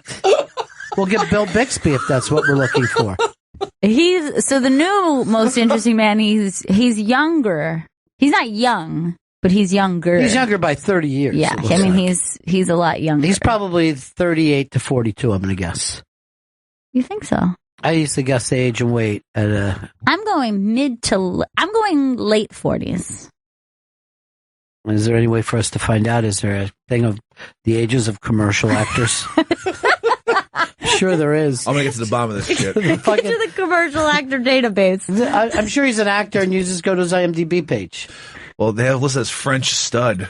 Oh, he's French, not Hispanic. 41 years old. Oh, you got it. I'm right in the middle. That means you get to sleep with the most interesting man in the world. Let's just say I've already done it. I don't often suck dick, but when I do, it's with the most interesting man in the world. And I lick his yam bag. I don't like this. They should have just ended the character instead of replacing Why him. end it? He didn't die. You can still keep using the most interesting man. But I'll also admit this. It took me years to catch on to him. Because I thought that they were just ripping off the internet meme. You know, when they used to do that, oh, he doesn't catch cold catches him. Oh, and all yeah, that shit. Chuck Norris. Chuck No. I know a guy named Chuck No that used to look like Chuck Norris. Awesome. And then and I'm not even making this up, and he would do gigs and shit. And then he said his name was Chuck No. And people are like, first of all, if you're his cousin, why is your name also Chuck? And for some reason, you just dropped the wrists. That's one of two guys. I know another guy named that looked like Crocodile Dundee so much that he could get paid at parties to come. And he used to walk around with no shirt on. He was like a middle-aged dude and wearing a big knife on his fucking... That's pretty cool. And he would go like this, that's not a knife, this is a knife. Yeah. We're just like, look, we're just trying to fucking party a little bit. You saw it though, right? Crocodile Dundee. Like, no one even said knife. You're like, can I get a beer? That's not a beer, this is a knife. Can't drink that. I like to know that I befriended quite a few lookalikes in my life. You might be the most interesting man in the world. I kind of feel like I could be. I don't often drink Dos Equis because it tastes like cat piss. You know what I'm going to do? I'm going to give away one of these Carlin prize packs now. Call in and win and feel good about yourself. This is a George Carlin prize pack. It includes one copy of the new George Carlin album. I kind of like it when a lot of people die. One George Carlin t-shirt. One copy of George Carlin's book, Napalm and Silly Putty. No purchase necessary to win. Napalm and Silly Pony is a hilarious thing. It's a hilarious name for a book. So give us a call. We'll take one of the callers, and we're going to do this tomorrow, and maybe if we have time Monday as well. But it's 844-ROCK-GOD. 844-ROCK-GOD. Call in and win George Carlin prize pack. And I believe the doc that we did is on demand. Yes, it is. George Carlin, A Life in Comedy is available on demand on the SiriusXM app. And I definitely want us to figure out how we can bring Patrick Carlin in one day. It's one of my favorite people in the whole world now. I loved that interview. Well, I love what Kelly was saying. Like they talked every day and laughed every day on the phone, him and his brother. And then George would write some of the thoughts down and then start working, you know what I mean, from that thought on. It's brilliant. It's great to have the person who brings out the most in you creatively. That person almost is just as much a credit. Well, yeah, I was somebody that you can riff with. That's the important thing. Like somebody that you can go, oh, this is funny. Let's keep going. And well, let's stop it now. You know what I mean? I think we've sucked all the marrow out of that bone that we possibly could do. But he had us all happy when we were talking with him, you know? We heard back from so many of those people, too, that like being part of it. They love talking about George Carlin. Touches me. I just think if Chris died tomorrow, I couldn't do anything with Chris. Who would I go to? Any of his old friends? They won't even talk to him. Badmouth me. Do you think that they would talk then, though? On a scale of 1 to 10, where do you give Chris for being funny? Being totally serious about this. I will give him intentionally funny or any kind of funny, because there's different kinds of funny. okay. So if it's any kind of funny, I'm going to give him an 8, solid 8. Wow, good solid 8. That's good. That's really good. Surprising. Yeah, because I'm including laughing at you in that. Thanks for that. That was the best part. And I'm giving you an incomplete. And I feel like if you get back here later, you know, work at some of this stuff. It ain't failing, Ron. I'll take it. I'm going to give you an incomplete and then retire. That means you have an average of 8. So that's great. Not bad. 8 average. Look it up. Yeah, that's a low C. 10's a B on this scale. That's how hard. It's hard how hard of a grader I am. A perfect is a B. and learn to live with it. How can I get an A then? You can leave and go to a dumb class. Because this is tough. Why? I'm talking to you about life, death, heaven, hell, God, the devil. I always hated that when a teacher would say, like, I don't give A's. Like, it's very rare. Can I just tell you this? My fucking school that I went to, and I understand, it is what it is, but that place could have been just called Bell Curve. And what you wanted to do was get into any class with a lot of dumb boys in it. If I walked into a class and saw primarily girls, I'm like, no, I can't fucking pass on this. Not in the Bell Curve. Just pick one out, Vito. We don't have to do it on the air. Pick one out. It's a lady's choice. The power of veto right there. Do we have somebody helping him in there today? Yes, Nina is helping today. Nina, thank you, Nina. Thanks, Nina. Thanks, Nina. Thank you, Nina. We love you, Nina. We love you, Nina. So stupid. Hey, from what I understand, Tommy Pope has joined. Yes, he has. Love that Tommy Pope. Here's something else. Mr. Tommy Johnigan has joined. Love you, Tommy Johnigan. He gave her the Nina treatment there. And a person out there headlining the Oddball Comedy Festival, Sebastian Maniscalco. Oh, very exciting. Jay Moore has joined. Oh. Amy Miller has joined. Yay! Then she wanted to know if you would go out to dinner with her later, Gail. Yes, I will. What do you guys talk about during these many girl dinners? Just like, girl stuff. Yeah? She's my buddy. We became fast friends. I wanted to talk about boys with you tonight, if we get the chance. Do you ever talk about your guy and to someone else, like, oh, he's being such a creep right now? Nah, I don't really. I would never do that. I never do that with my girlfriends. Tell them. When people say it to me, I'm always shocked that they live their life that way. Where they'll talk They'll shit. go, oh, God, this fucking imbecile that I'm married to. And I'm like, ugh. Well, or even dating. Here's why it's not a good idea. Because you're only going to complain. You're only going to say the bad shit. Why? Because if you're one of the people who say nice things, you are a freak show. And that's even weirder. Those people are like, we're just so happy. We just have so much fun together. And you're like, okay, that's none of my business. If I found out that my chick was talking about me with someone. Talking S? I go, wait. Let's move your shit out. Because this is a great idea. You can just leave forever. When you get home, your shit's going to be all over the front yard. It seems insane. And I know Chris doesn't. Chris doesn't talk about nothing. I'm a fucking vault, Ron Bennington. You know what? Let me tell you something. If I found out Chris got fucking picked up by the cops now, I just roll back over and go to sleep. I'll get him tomorrow. Because he's not going to give them nothing. Nothing. Okay, he doesn't do it. Fucking word. I just want to clarify something to Mr. G, as he is known on Twitter. Yeah. Found this under big lady feet. Enjoy, you monster. I didn't say I have big feet. I said I have wide feet. Oh my God, your feet are huge. Ew, Gail. That is not what my feet look like. Oh. I said a wide foot. A foot that is wide as it is long.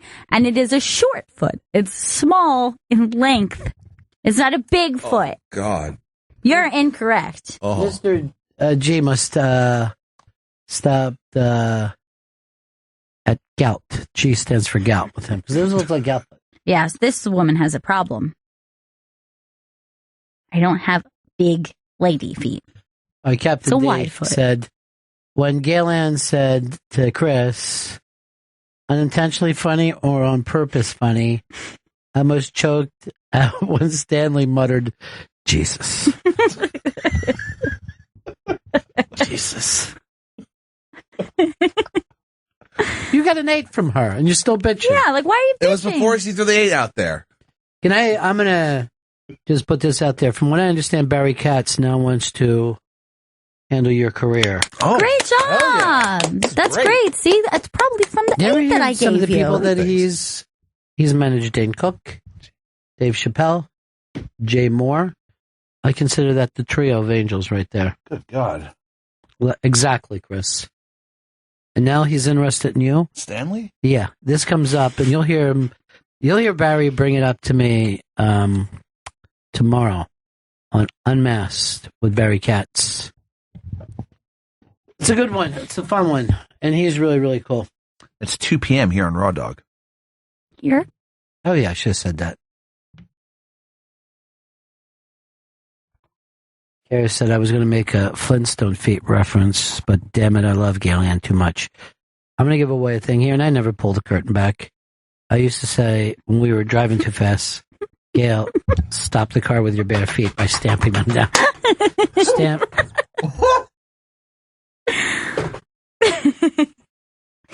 Yeah, a Flintstone foot, I think, is accurate. That's a wide foot, a short, wide, boxy foot. Mm-hmm. You wear the same kind of shirts that kind of just Yeah, have a thing at the bottom, and they become it's like a dress. little jagged animal print, usually. I gotta buy my shoes online too, Gail. Don't feel bad. That's a fetish picture that Chris just put up. That's not what the You're Flintstones' disgusting, feet Chris. look like. Yeah. That's so fucking weird. Fetish anime. And he just turned the screen and looked at me like, here it is. No, that's a fetish you like? picture. I'm just looking at a regular Flintstone foot. Not Oh my Wilma's. God, you okay? Yeah. Hillary Clinton? Oh, God. I just saw an entire posse go by without one star in the middle of it. It's weird. I go, well, you guys have lost your star. We're looking for a new star. Do we need to break here, Chris? Yeah, we need to break one more time. Then Vito wanted to bring up a topic which I don't understand. And you said to me, are celebrities holding up companies when they complain on Twitter? Now, don't explain it to now. I just want to see if I can figure it out by the time we get back. Bennington.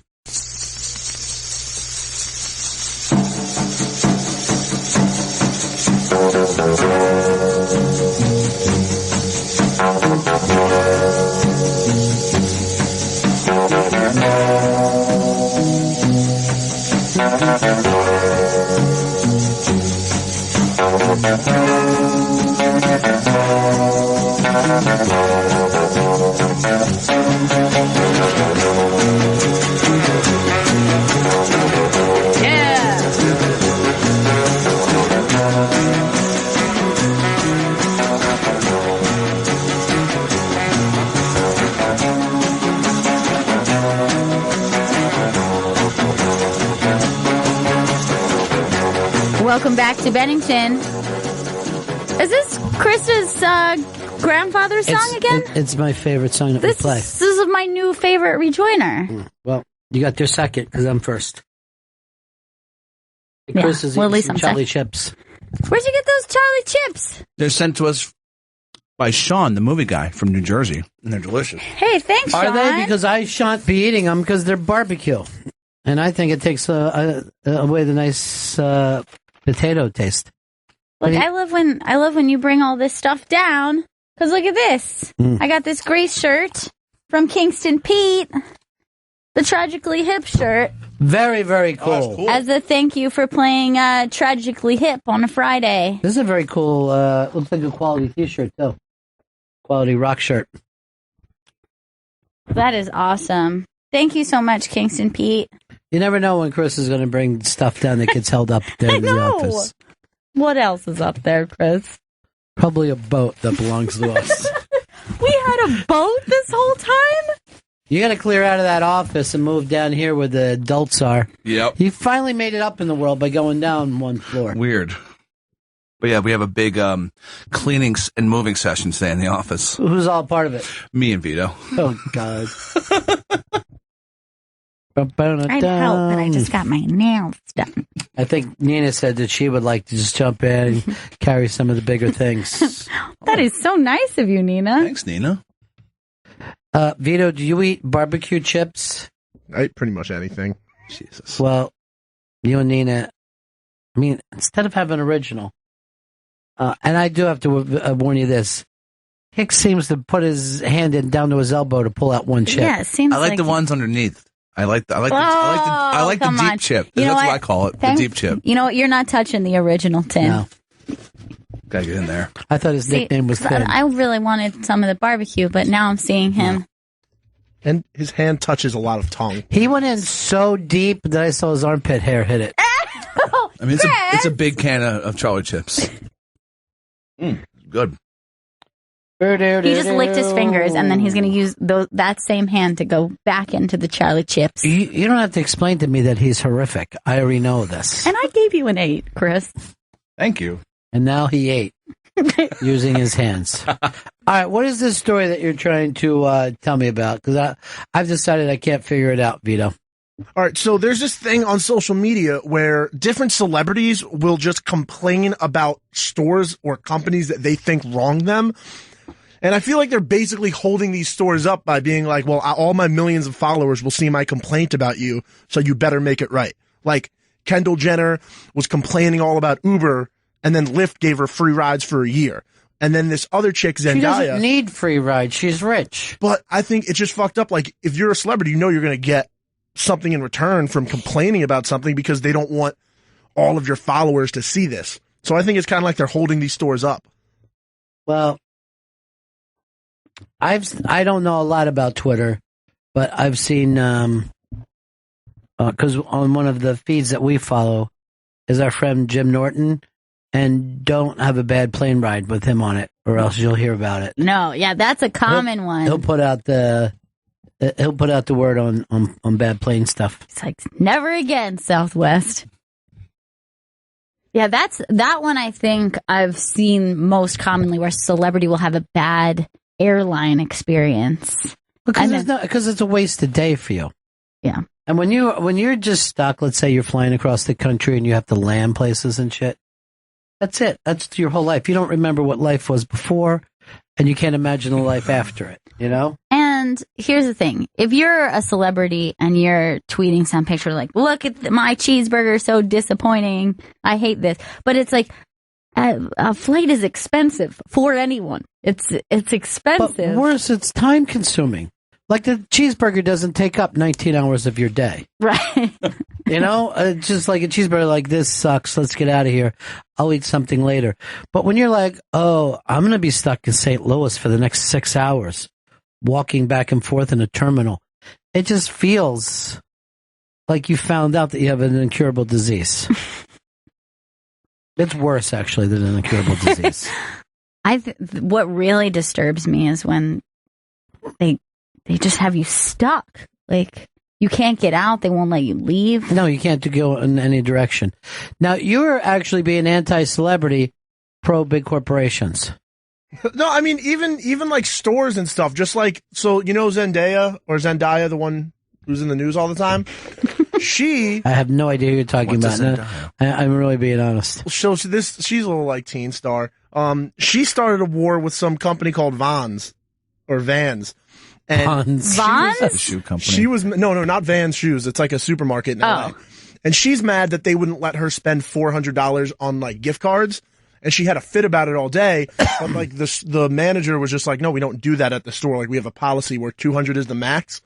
And then that's the dumbest policy I ever heard of. I don't know why, but she snapped about it all day. And She's right. And then apparently like another store came in and was like, we got your back. Fuck that other place. But look, let's just point this out. When you're famous, the only reason why anybody would want to be famous is to get preferred treatment, to be told, oh, we're moving you up to first class, or oh, Mr. Springsteen would like to put you in his private booth. Oh, then or oh my God, don't you understand that you just insulted Oprah? You better make sure somebody from the company apologizes. They are famous and using, honestly, the only good thing about fame. The fact that you matter more than the common man, the Joe Lunchbucket, the Christine Nurse's aide, as we used to say. But like they don't feel bad attacking stores that wrong them, but they won't go like say, well, this person said something that I didn't like. Like they won't start feuds with people, but they're fine. I don't know whether you're very familiar with Twitter, but the Daily News had a Patton Oswalt fight, and that went on and finally drag Chris Pine into the fucking mix. And I'm reading about it in the Daily News. And I don't know who the guy is that they were fighting with. They fight all the time on Twitter, but don't you agree about being famous? That's why you want to be famous, so stores will fear you.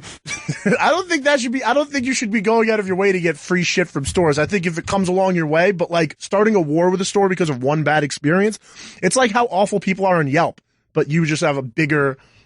Anyone who puts down Yelp has never traveled across the country and not known where to eat in that town. You will use Yelp immediately. And let's suppose you're in Sandusky, Ohio. You've never been there. You'll immediately go, what's the Yelp on this place?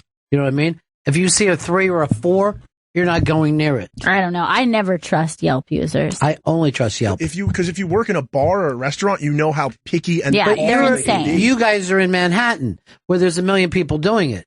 Sometimes Yelp is the only place that you can find out in a small town where you could even go eat. You're like, well, they got a Yelp. It's got to be something. But then you've got to at least cut off like the top and the bottom percentage. Look, I go in and read and I try to see what kind of person they are. Psychopaths. I went and looked for a brunch thing and I went to the Brooklyn one and people were just like, it was noisier than the last time, so I'm taking 2 stars off. I go, it's popular. There's fried chicken and red velvet fucking waffles for brunch. Yeah, I know. I looked at it for us because I thought maybe we could do a Sunday brunch. That sounds great. Decided not to based on some of the Yelp reviews. The noise level? Plus, I already got that place near your house that I like. Yeah. I could always just go there. So great. My little French spot.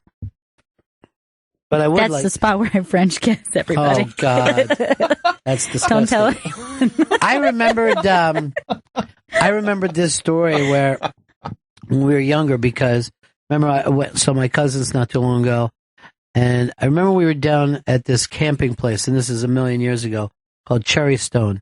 And I think we were all around 12 or 13 years old, and we became friends with some kids that were there. Well, we were there for a week camping and fishing and stuff, clamming, getting oysters. But we met some other kids, and we were hanging out with them, and there was places kids went at night. So this one girl that we became friends with hooked up with an older boy, probably of 15 or maybe 16 years old, when we were like 12 or 13. And he Frenched her, and she had never done such a thing. And she immediately threw up into his mouth and face, ran home, and stayed in her little trailer for 4 days, wouldn't even come back and say goodbye to us. Stayed in a small trailer like you tow around from your house. Holy shit. Her humiliation factor. And we were like, hey, we don't care. It's kind of funny when you think about it. Threw up in his mouth. He's telling everybody. She was like, just get away. She was smart. She knew that she wasn't going to see any of us again. Sure. She wasn't going to take it back to her town. So why experience any of it? Yeah. But I had forgotten that story. And when my cousin Flossie was telling me, I couldn't get out the last. Then I'm like, what? What happened? Because she was laughing so hard and she was rolling around. I was like, he threw up in his mouth. She, what? Threw up in his mouth. She root up? Root up where? She threw up in his mouth. Just, and you forget, like the first time you did it when you're a kid, you just have that tongue appear in your mouth. Yeah, because you're dealing with another inexperienced person. Yeah, and they're just wiggling around like a worm. Yeah, they don't understand. That's not how it's done. Yeah, no. They're just going at you as fast and as hard as they can. Just like forcing it. You're like trying to keep your teeth closed. And they're just like, oh, that's nice. Thank you. I remember thinking, can't we go back to the other kind of kissing that we were just doing before? Pecks? Yeah. Back to pecks? Seems so nice. We kiss. Was it a peck or a French? Well, that's like your mouth virginity. That's like the first cherry that you break because people be like this when you're in 6th grade. Oh, she doesn't even French. She doesn't even know how to French. She's like really bad at Frenching. Kids should be hunted down like rats and killed. My boyfriend gets mad at me because I call it Frenching still. That's not a term that adults use. I'm a grown man. I'm not going to French anyone. Just tell me this. Did you French her? Good. What base was French? Boom. Do you agree with Vito or think that he's an idiot? I think it's a good thing, to be totally honest. It makes these fucking companies accountable. Because what if treat everybody like shit? Finally, somebody can stand up to them and fucking take the knee during the national anthem. Because they won't, if you, call their customer service line and then, get pissed at them and, lose your shit, who knows what's going to happen. But there's social media things out there in the open, and they have to respond. But it's not going to get to you in any way. It's going to help the celebrity. It's not going to help you change anything. I think people could do it, too, and get shit from fucking companies. Yeah, once in a while, you make a Facebook complaint, and then it just stays between you two, and they refund you. But, some celebrities get, like I said... Why don't you try to get it to be a celebrity, then? Expect Mr. Bruce Springsteen, your hero, to stand in line at the AMC 25? Not going to happen, man. He'll just tweet out, this AMC 25 blows. Vito, you got to get verified first. I heard they made it easier to get verified. Really? Yeah, somebody I haven't done it. Why would you? Stupid. Yeah, but then you get that nice blue check, and everyone goes, oh, that's someone important. I'm going to do I'll it. make sure I don't screw her over at stores. That could get me some free stuff. Well, look, Kendall Jenner deserves whatever's coming her way. She's worked hard for it. She got banned from Uber, so she can't even use Uber anymore. Which is she? Is she the model or the non-model? She's the skinny, tall model one. Oh, I get them mixed up. I thought it was the other one, the voluptuous. Kylie's the little Kim. Okay. I don't know whether you guys knew That's this. the one I like. But Kanye Actually. had a surprise modeling show. I'm sure that's the name, modeling show. I'm sure that's what they call that. And he did it at Roosevelt Island in New York City. And from what I understand, it looks like he dresses everybody like they're Star Wars extras. Like they were Mark Hamill's family back from, I'm going to guess, Tatooine. Is that where he's from? Ooh, yes. That's where he was living, yeah. Thank you. That's what he meant. I believe he was meant born grew on up. Oh, yeah. He was born where? He was born on a Star Destroyer or something, or maybe Coruscant. So, anyway, they're all dressed in that wool, weird stuff that they wear, and they say some of the models were passing out from the heat on Roosevelt Island because it's just a rock in the middle of a river. Okay, that looks like derelict. It is. Look at the pictures from Roosevelt Island. It was very strange. It was very much like that, and it's just odd. And by the way, they shot that movie too. Some of that movie. Yeah, on the end of the island. Actually, I was driving down. Oh, that's weird. That's the new FDR park. I was on the FDR, and there was this really weird light on Roosevelt Island. Have you seen this? I don't know if it was related to this or something, but it almost looked like a desk lamp, but it was like a massive, giant desk lamp. Have you seen that before? Yeah, they're doing experiments on kids over there. They're not saying what kind. They're trying to island Dr. Moreau. They're trying to reach the upside Look at down. These things. I mean, who's going to dress like this? He's just wasting money. Have you seen any of the video from his concert the other night? No, look at the ass on that girl. That's not a model's ass. No, what happened? Appreciate it. He has this really cool new setup that I think some other acts might start doing, where he has a stage that floats above the whole crowd and moves around I the have whole seen night. that. Why do I want to see that, though? Why would I want a band to do that? I thought it was lame, but I have a lot of friends who went, and I saw videos from the floor, and everybody's just going nuts, having a really good time. And you're right. He's 3 Kids love feet above Kanye you. to this day. I mean, he's had a really long career. Yeah. He's 39 or something. I mean, when he did the surprise Webster Hall show, that never happened. There was just 1,000 people in the street outside freaking out trying to get 1,000. 1,000. I have to tell Beatles, they won't believe it. Probably 500,000 people showed up for a fake Beatles concert. On the roof. So that's just swinging around on ropes. Seems very dangerous. Scary. It looks awesome, though. My friends have It might look awesome until it falls on you. What if you're underneath it? Your generation hasn't had its 9/11 yet. I thought 9/11 was our 9/11. No, you were too little to even remember. You're a How old were 9/11 you? baby. I was I was 9, but I lived in the city, so. Okay, watching Chris try to sneak a potato chip while Vito shares his 9/11 memories. Here's the thing. Inappropriately trying to quietly, crunch it with his tongue. It was loud before he even got to his mouth. I missed my mouth and the chip broke. That's what happened, Ron. You miss your mouth. I miss your work ethic. His text last night. You're going to get that whole barrel to yourself. You can't wait another 40 minutes. I'm going to put this away, man.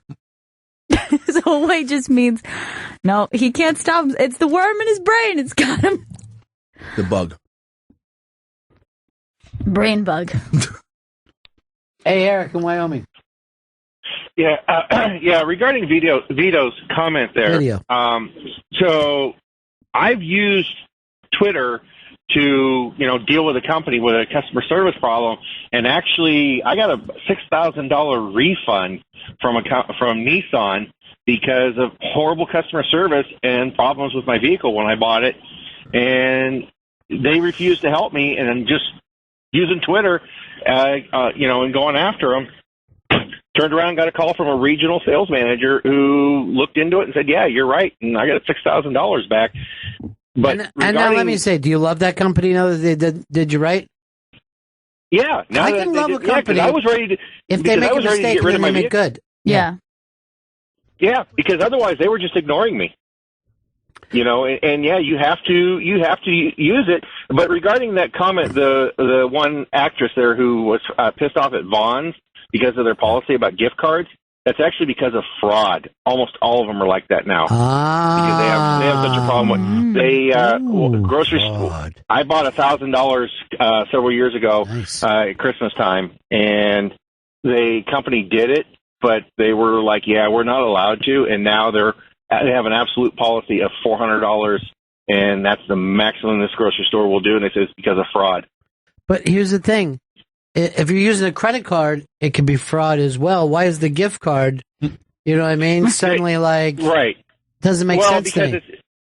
Yeah, they said that because they were having too many instances of fraud on purchasing these cards. I didn't argue with them. I'm like, whatever, $400, that's fine. Nothing to you. You're doing well. See, here's the deal.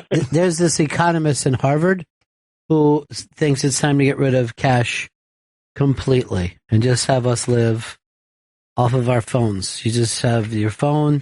You take your phone out. Can I borrow $5? Yeah. Then you just tap. do like a little bump tap. Here's the thing. I do that, but I still try to take my landline out. I'm just carrying it around. Right. But then I guess you would never need to borrow $5 because the only reason for that is cash. It's not because you don't have $5. You really won't have to give anyone money ever again. Yeah, you're right, because you can transfer funds. You're going to a homeless guy. I didn't know you're doing so bad. Let me just bump. There you go, buddy. How'd you buy that phone, though, sir? See, here will be the difficult thing. For, let's say, tipping purposes. Let's say you want to leave something. Would it be like a hub as opposed to a phone? So let's say you're at a hotel and you want to tip the housekeeper. Then, where do you go to tip if you don't have cash? There's got to be a hub or some she'll have spot. a hub there, and you could just. Yeah, I'm sure she'll have her own account or whatever with the hotel. Right, and then you just go ahead, tap that. We'll bump it. But what if I'm going just to try to put my phone down, end up bumping it, and leaving her $32,000? Then you complain on Twitter. This place blows. They shut my phone down. I can't. This place blows. I just left a $32,000 tip. You don't leave a $32,000 tip to the housekeeper. You just don't do that, man. People are housekeepers, okay? It is a job. I don't mind getting rid of cash because I got rid of change a long time ago. I don't take nor give change. I don't do it. I hate it. I haven't dealt with change in like 7 years. Holy I shit. just don't fucking want it in my pocket. Not even a quarter? No. I don't. What am I going to do with a fucking... What costs a quarter, Chris? Tell me one thing that costs a quarter. I was at a vending machine the other day, and everything was $1.75 or $2.50. And I'm like, this is fucking crazy. Yeah. I'm not fucking playing the change game. I actually use my card on the vending machines here. I don't even use cash in these. If I'm somewhere, even a 7-Eleven, they give me change, I put it in my palm, and I fucking just throw it back at them as hard as I can. As a way of saying, I don't want your change, dude. What? We never brought this up. How about fucking Vito drops the F-bomb during a live commercial read? God. I already got to talk to Don after the fucking show about that today. Thanks, Vito. I'm really I'll take the heat. Myself. Here's our buddy Jay, Connecticut. Hey, Jay. What's up, Ronnie? You sound like $100. Well, I won't take your 100. I had a alcohol-fueled argument with a friend of mine, and what it came down to is something that you guys do regularly, and I thought you guys could discuss and help me out. What's the best song that was made for a movie? So I say Simple Minds, obviously. Now, was that made for the movie?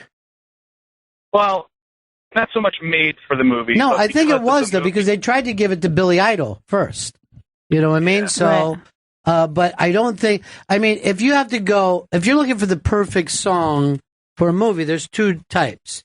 You have a song that they give it to the people, they'll give it to the artist and say, look, here's our movie, can you write a song for us? Streets of Philadelphia was done by Neil Young and Bruce Springsteen. They put them both in. So that you got to look at one of those Oscars. Our friend Paul Williams wrote Evergreen with Barbra Streisand for A Star Is Born.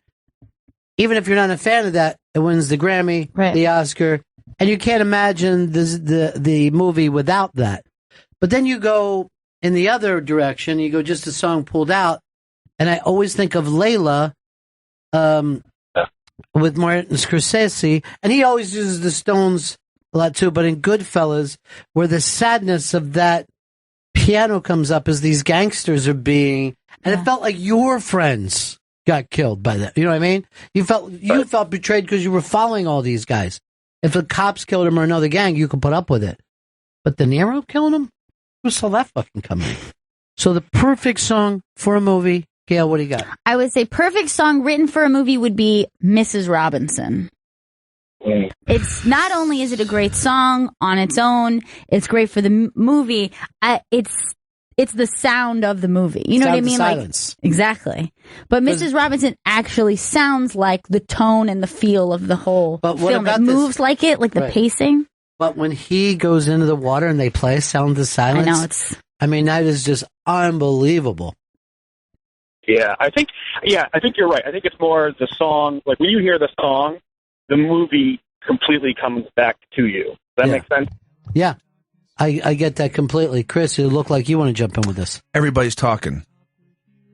Is that written for the film? I don't know if it was written for the film. It was introduced for the film, and it is a fucking great one. 1969. And that song just fucking slays in that movie. It's slays. So good. And it's such a lonely song. You know what I mean? Like, you feel his isolation in the big city in that song. Heartbreaking. All right, guys, I'll let you discuss. I want to we're going to discuss. You go back and listen and write stuff down for your friends.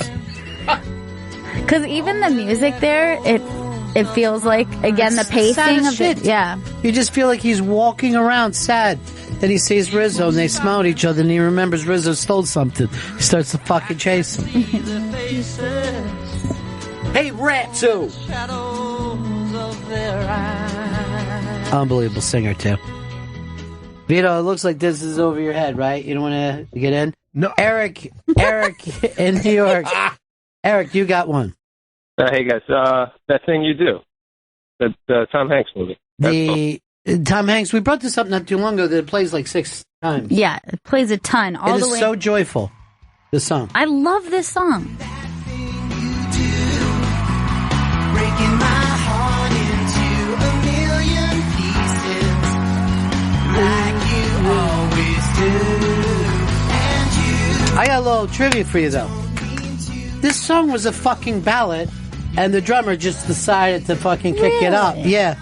And I think drove it into being a pop hit. Shades did that? Yeah, Shades. We weren't even calling them Shades then. Shades was basically made up by the record company. Look at he was just barely moving his head. He loved it. What do you got, Vito? You want to be part of this? Dangerous Minds, Gangsta's Paradise. Now, was that written for that? Yeah, it was. That song's so great. It's unbelievable. It's so good. This song is actually maybe even too big for the movie. You know what I mean? Better. It's overshadowed the movie. I've been blasting and laughing so long that even my mama thinks that my mind is going. Did you see Pete Davidson do this on Goddamn Comedy Jam? I didn't see it. You will love it. First of all, he's coming out. You see his love for the song, but then Coolio walks out on stage with him, and Pete loses his shit. Steve in Bama. Hey, I haven't seen the movie, but wasn't Across 110th Street? It's actually used in two different movies, Across 110th Street and also Jackie Brown. And here's the thing. It kills them both. Because this part is just so cinematic. Jake, what's up, buddy? Hey, what's up? I think it's a great song. It's a movie ruined, but Pretty in Pink by the Psychedelic Furs. That song was done like maybe a year or two before by the Psychedelic Furs. Yeah. And then they redid it for the movie. Yeah. But I love this song. What are you laughing at, Ducky? You love the Duckman. Well, here's one, Chris. And we played it not that long ago, a few weeks ago. It's one of my favorite movies by Mr. William Friedkin. But I love this Wang Chung song because I wonder why in L.A. we live and die in L.A. Now, Friedkin, I think, actually said, do not write a song with the lyrics matching the title. And they did, and he goes, I was wrong. This is fucking great. It's awesome. It's a great story. This is a 1985 movie, and I'll tell you this, I don't know whether it was the first time I ever saw John Turturro in the movie. He just has a bit part in this movie. But there's this scene, and he's sitting out in the yard. He's in jail, right? He gets caught with this fucking fake money. So he's sitting out, and he's seeing these two dudes coming across the yards, and people are moving away from him. He's like, oh, what's going on? Is somebody going to get whacked? Somebody getting whacked? And he goes like this. Is it me? Is it me? Am I getting whacked? And he starts to walk fast, and it's such a weird, dumb walk, but there is so much fucking fear in his face. And I remember just going, this fucking dude is unbelievable. I mean, he's got one scene, and I think he thinks he's going to get killed, for real. I don't think he knows he's in a movie right now. And that's why I made the prediction. Someday he's going to be the best foot actor on television. Ryan, what's up? Hey, Ronnie, $1 billion. So a criminally unheard song by Paul McCartney from a Cameron Crowe movie that was kind of the downside of his career, Vanilla Sky, self-titled. Well, Vanilla Sky, it gets a little bit of play, I think. I don't know if I ever felt like it matched up with the movie, though. Does this feel like the movie Vanilla Sky deal? I associate the Radiohead song more. Oh, that's a good call, because they use that. That's in the when, real weirded out scene, yeah. When he's like running through the city. Yeah. But here's the thing, Chris, that wasn't written for the movie, right? No. Okay, good. Yeah, get a nice crunchy chip. Right into the mic there. Yeah. Into the mic. Enjoy. That's it. Break it while you're chewing. Yeah. While you're even picking it out. Let it break. No. I'm so excited. Craig, what's up? Hello, Bennington. How are you? Great. Okay. I feel really old because Nina didn't know A Hard Day's Night with the Beatles. Oh, my God. Is that true, Nina? You didn't know Hard Day's Night? I love that song. Well, first of all, it's a great song, but it's also maybe one of the best rock movies of all time. It's shot beautifully, and the boys come across like the Marx Brothers on it. I mean, it's truly very funny. a funny, gorgeous movie, and I'm not sure if anyone chased people, and then after that, all the bands got chased by girls. Right. You know, but everyone just started to act like the movie. And it's one of the best beginnings to any song in history. He leaves out the opening chord. How do you leave out the opening chord? I was fading up. What did you learn from Danny about fading up? It's stupid. Take it back and just... I want you, Chris, as a guy who doesn't like music, to listen to the opening chord. Maybe the most important chord in the history of rock.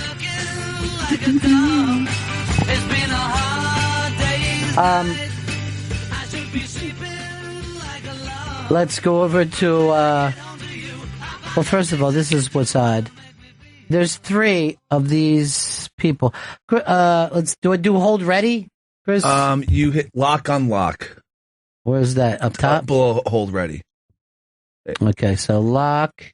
Yeah. And then I'm going to do this one. And I got to lock and lock again. No, I think you only do 2 at a time. All right, but there's 3. There's 3 idiots that all called with Eye of the Tiger. The worst thing that's ever happened. How could you guys love Eye of the Tiger? Now, none of the people locked can hear me, Chris. How does any of this work, and why does it work? I can't take one of them and have fun with Eye of the Tiger. It's a terrible song.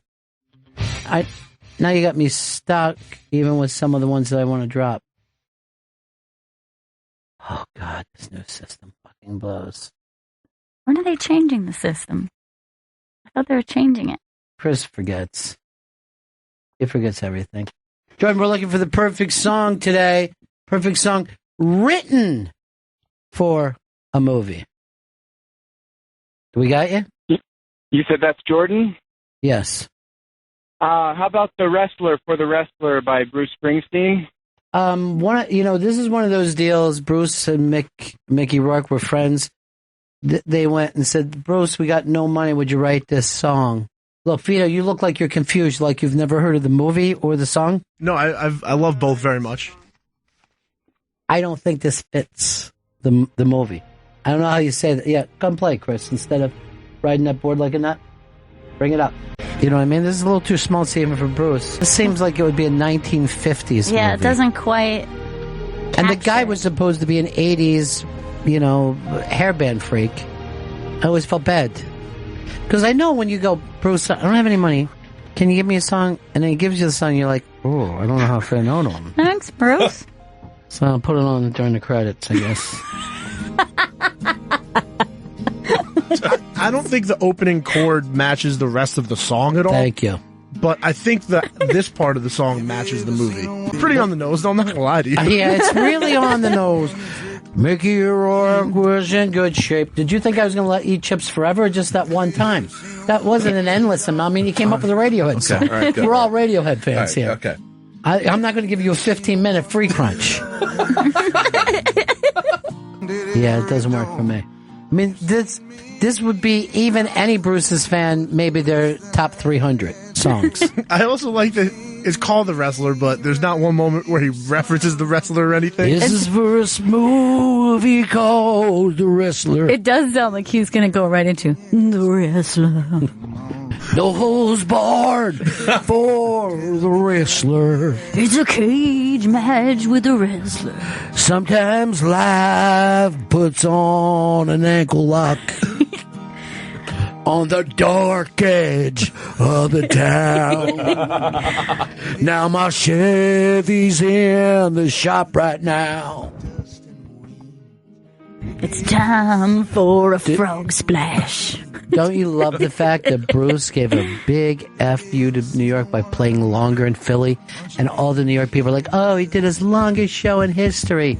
And then he goes down Philly to his true fans, to the fans who were there since the fucking beginning. And look at me when I say this, Vito. And then you can go look it up. The Widener College days. Yeah. Before the fucking album came out. And you know what we said? I don't know what this song is, but it's fucking amazing. Jungle, what? Write it down for me.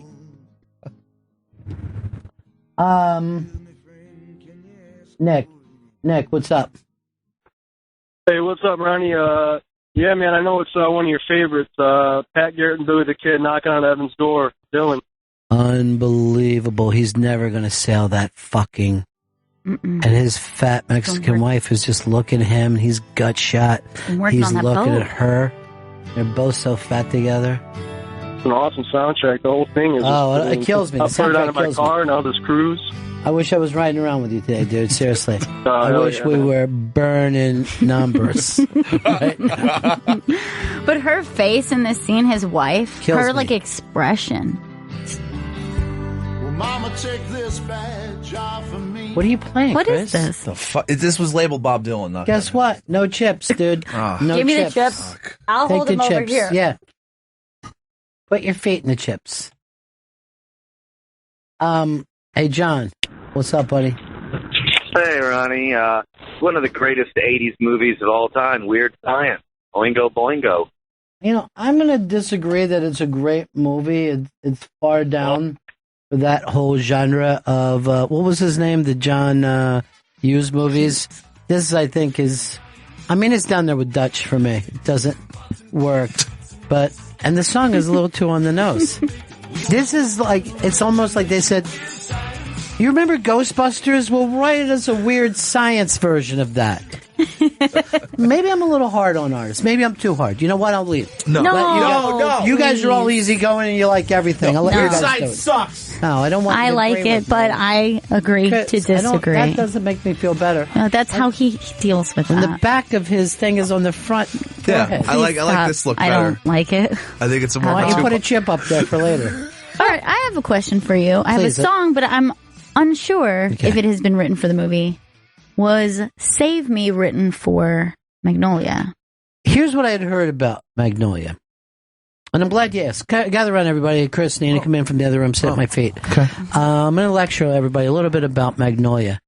So I understand that Amy and Paul are friends, right? In the way that you and Chris Stanley are friends. So not really. Oh. So Amy had written some songs and had them on a cassette tape. And this is back when people used to listen to cassette players. So Paul is listening to the song while he's writing Magnolia. He's listening to the songs and he loves it. And it gets into his head, what if I put these songs in and made it kind of, as you said, the graduate version? So I'm going to say yes. It was written in a style that works for everybody. Love it. And I love this song so much. And I love that video that the people from the movie singing it. It's hard to believe this movie was not critically loved. I love it. I hope that counts for something. Do you know he's doing a new movie now I heard that, yeah. about the fashion industry in the 1950s? Never love anyone. We just pointed at Chris doing all that. This is so great, right? What if I told you that Amy Mann was your real mother? Oh my God. Yeah. I love her so much. Is that a lie that you would love to have? I guess so. Yeah. Okay. That's true. I mean, my current mom, my stepmom, if you will. Amy Schumer. She's so great. This movie's so great, though. You know what? If it was up to me, that we'd be saying this at the next Oscars. And the winner for Best Director for the 6th time in a row, Mr. Paul Thomas Anderson. Yes! He deserves it! Yes! He deserves it every year! We were here once when he did what do they call it? Town Hall. Yeah. He's friends with, believe it or not, the Rotten Tomatoes people. Yeah. He went to Really? school with them or something. Like Peter Pan. That's part of the song. Let's give one for Chris Stanley. This is something that he could love and sing along with. Matt in New York, how are you, buddy? What's up, guys? Queen had two amazing songs for two shitty movies, but I think the best one was the Flash Gordon soundtrack. It's where Chris they're pretty Stanley's much making favorite fun of Queen him. song. It's the shit. That is Chris's favorite song. Do you remember Flash Gordon, the kind of porno movie from the 70s? Have you ever seen it? I've seen it before, yeah. I got a thing from, I think it's the star of the movie, who wants to do a phone or he's got a Kickstarter or something going. I'm like, I don't know how I can do this. I don't know if I could do it at all. By the way, he's just signed up for Highlander right now. Oh. funny man, and the inventor of my favorite bit of all time, new material Seinfeld, Joe DeRosa. Joe DeRosa. Because that's what it said. He'll make Joe DeRosa. He'll pick every one of us. Create a new little Seinfeld. Joe DeRosa. You guys really sound beautiful together. Your voices just like meld together in one beautiful. We were doing it comedically. We know we don't sound good. I think I like the way you sound. That's You're what I'm saying. mocking No, us. I'm not. So. We know what it's like to be mocked. We do it to Vito.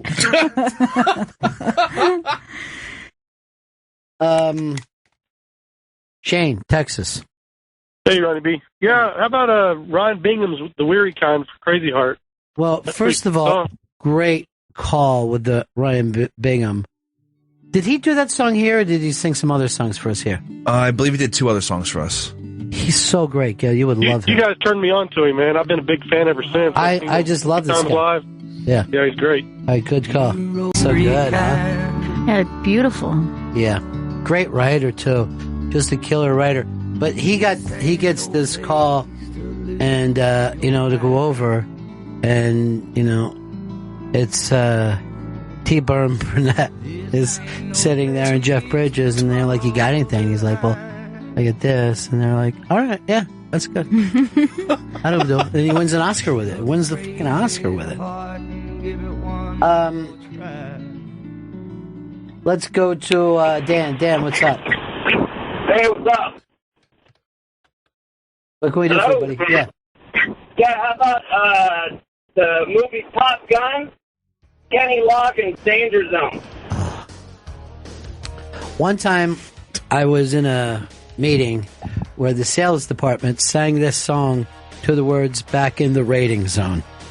What? Because we just had a big book, and we were sitting there, and they thought it would be fun if they thanked us with singing the song "We're Back into the Rating Zone."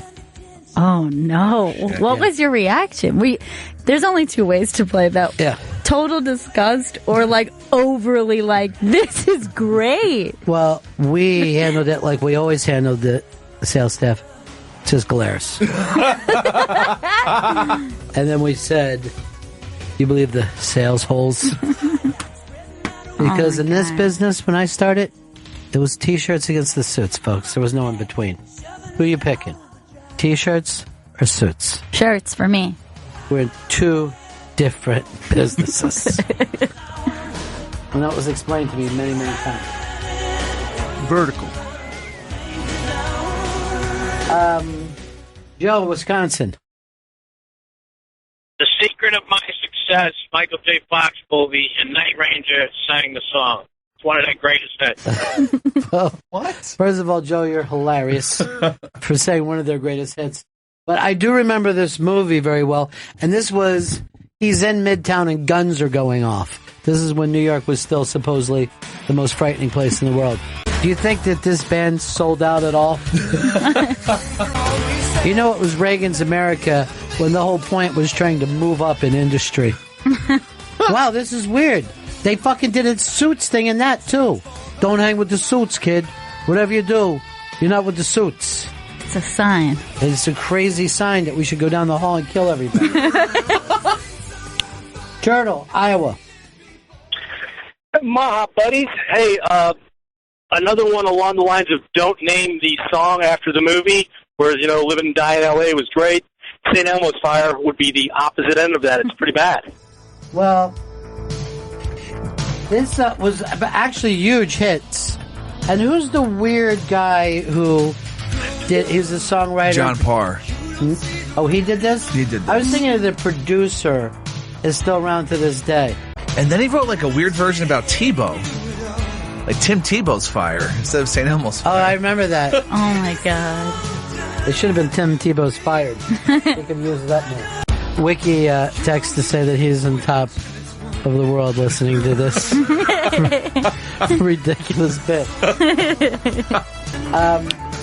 Yeah, that's really, really rough. But huge hit. Huge! This was Rob Lowe at his sexiest.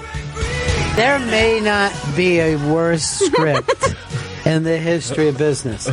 This kid comes out of Georgetown, and he basically gets a column of his own thoughts on the front page of the Washington Post. And what's his... Even the column's called something like The Secrets of Life or something. And he's 22, and his musings go on the front page of the paper that broke Watergate. Makes sense. And he really was a hose before bros guy. I mean, he kind of creeped, you know? He didn't belong there. I mean, he was worse than Rob Lowe banging Scuba Stu. Look at that hair. It's pretty cool. How do you even get it? Look at how cute she is there, Ali Sheedy. Cutest. What about Scuba Stu? You don't think she's cute? She's cute, too. Ali Sheedy was the it girl for a while. Then Demi Moore from this movie became the it girl. This was before Estevez, before Charlie Sheen completely blew past them in the family. Let's go to Fran. We got to wrap this up too. We got to wrap up perfect song. Hey, Fran. This is Fran. Hey, Fran. Well, your screener didn't know who I was or what I was talking about. Well, Nina is just filling in for us, and she's a lovely person. She's done a bang-up job. She didn't understand Fran. That's okay. I called in with this before. The better song from Midnight Cowboy is "I Guess the Lord Must Be in New York City." This was supposed to be the song. All right, I'm going to give you guys a little trivia question. This was the song played. The first song played by what New York City radio station? Was it? Oh, wait. NEW? It's the only answer to any trivia question I'm ever going to have. NEW. I didn't know we were smacking. I raised my hand. What It's not NEW. Gail gets it. Oh, come on, I first! She didn't know about the smacking. Chip me! My hair, have a chip. God forbid you don't get chips. Do yourself a thing. Try to get past the powder. Yeah, what area Chris did Daly you not... Grease Smarts. What area did you not... Stay towards the lower left. Yeah, that's what I had that same instinct. Yeah, smart. Well, I say fingerprint on it. Big, sweaty fingerprint. Unmasked tomorrow. It's going to be a blast, folks. This is Barry Katz. That's happening at 2 p.m. East. Right here on Raw Dog. I hear. And Barry Katz is now managing the career of Chris Stanley. He's my manager. This is really cool. He's thinks that he has a big gig for him, but when Chris gets there, pig's blood is going to dump on him. Barry. From above. If that should happen. Just use your mind to slam all the doors shut. Oh, cool. Let's kill everyone.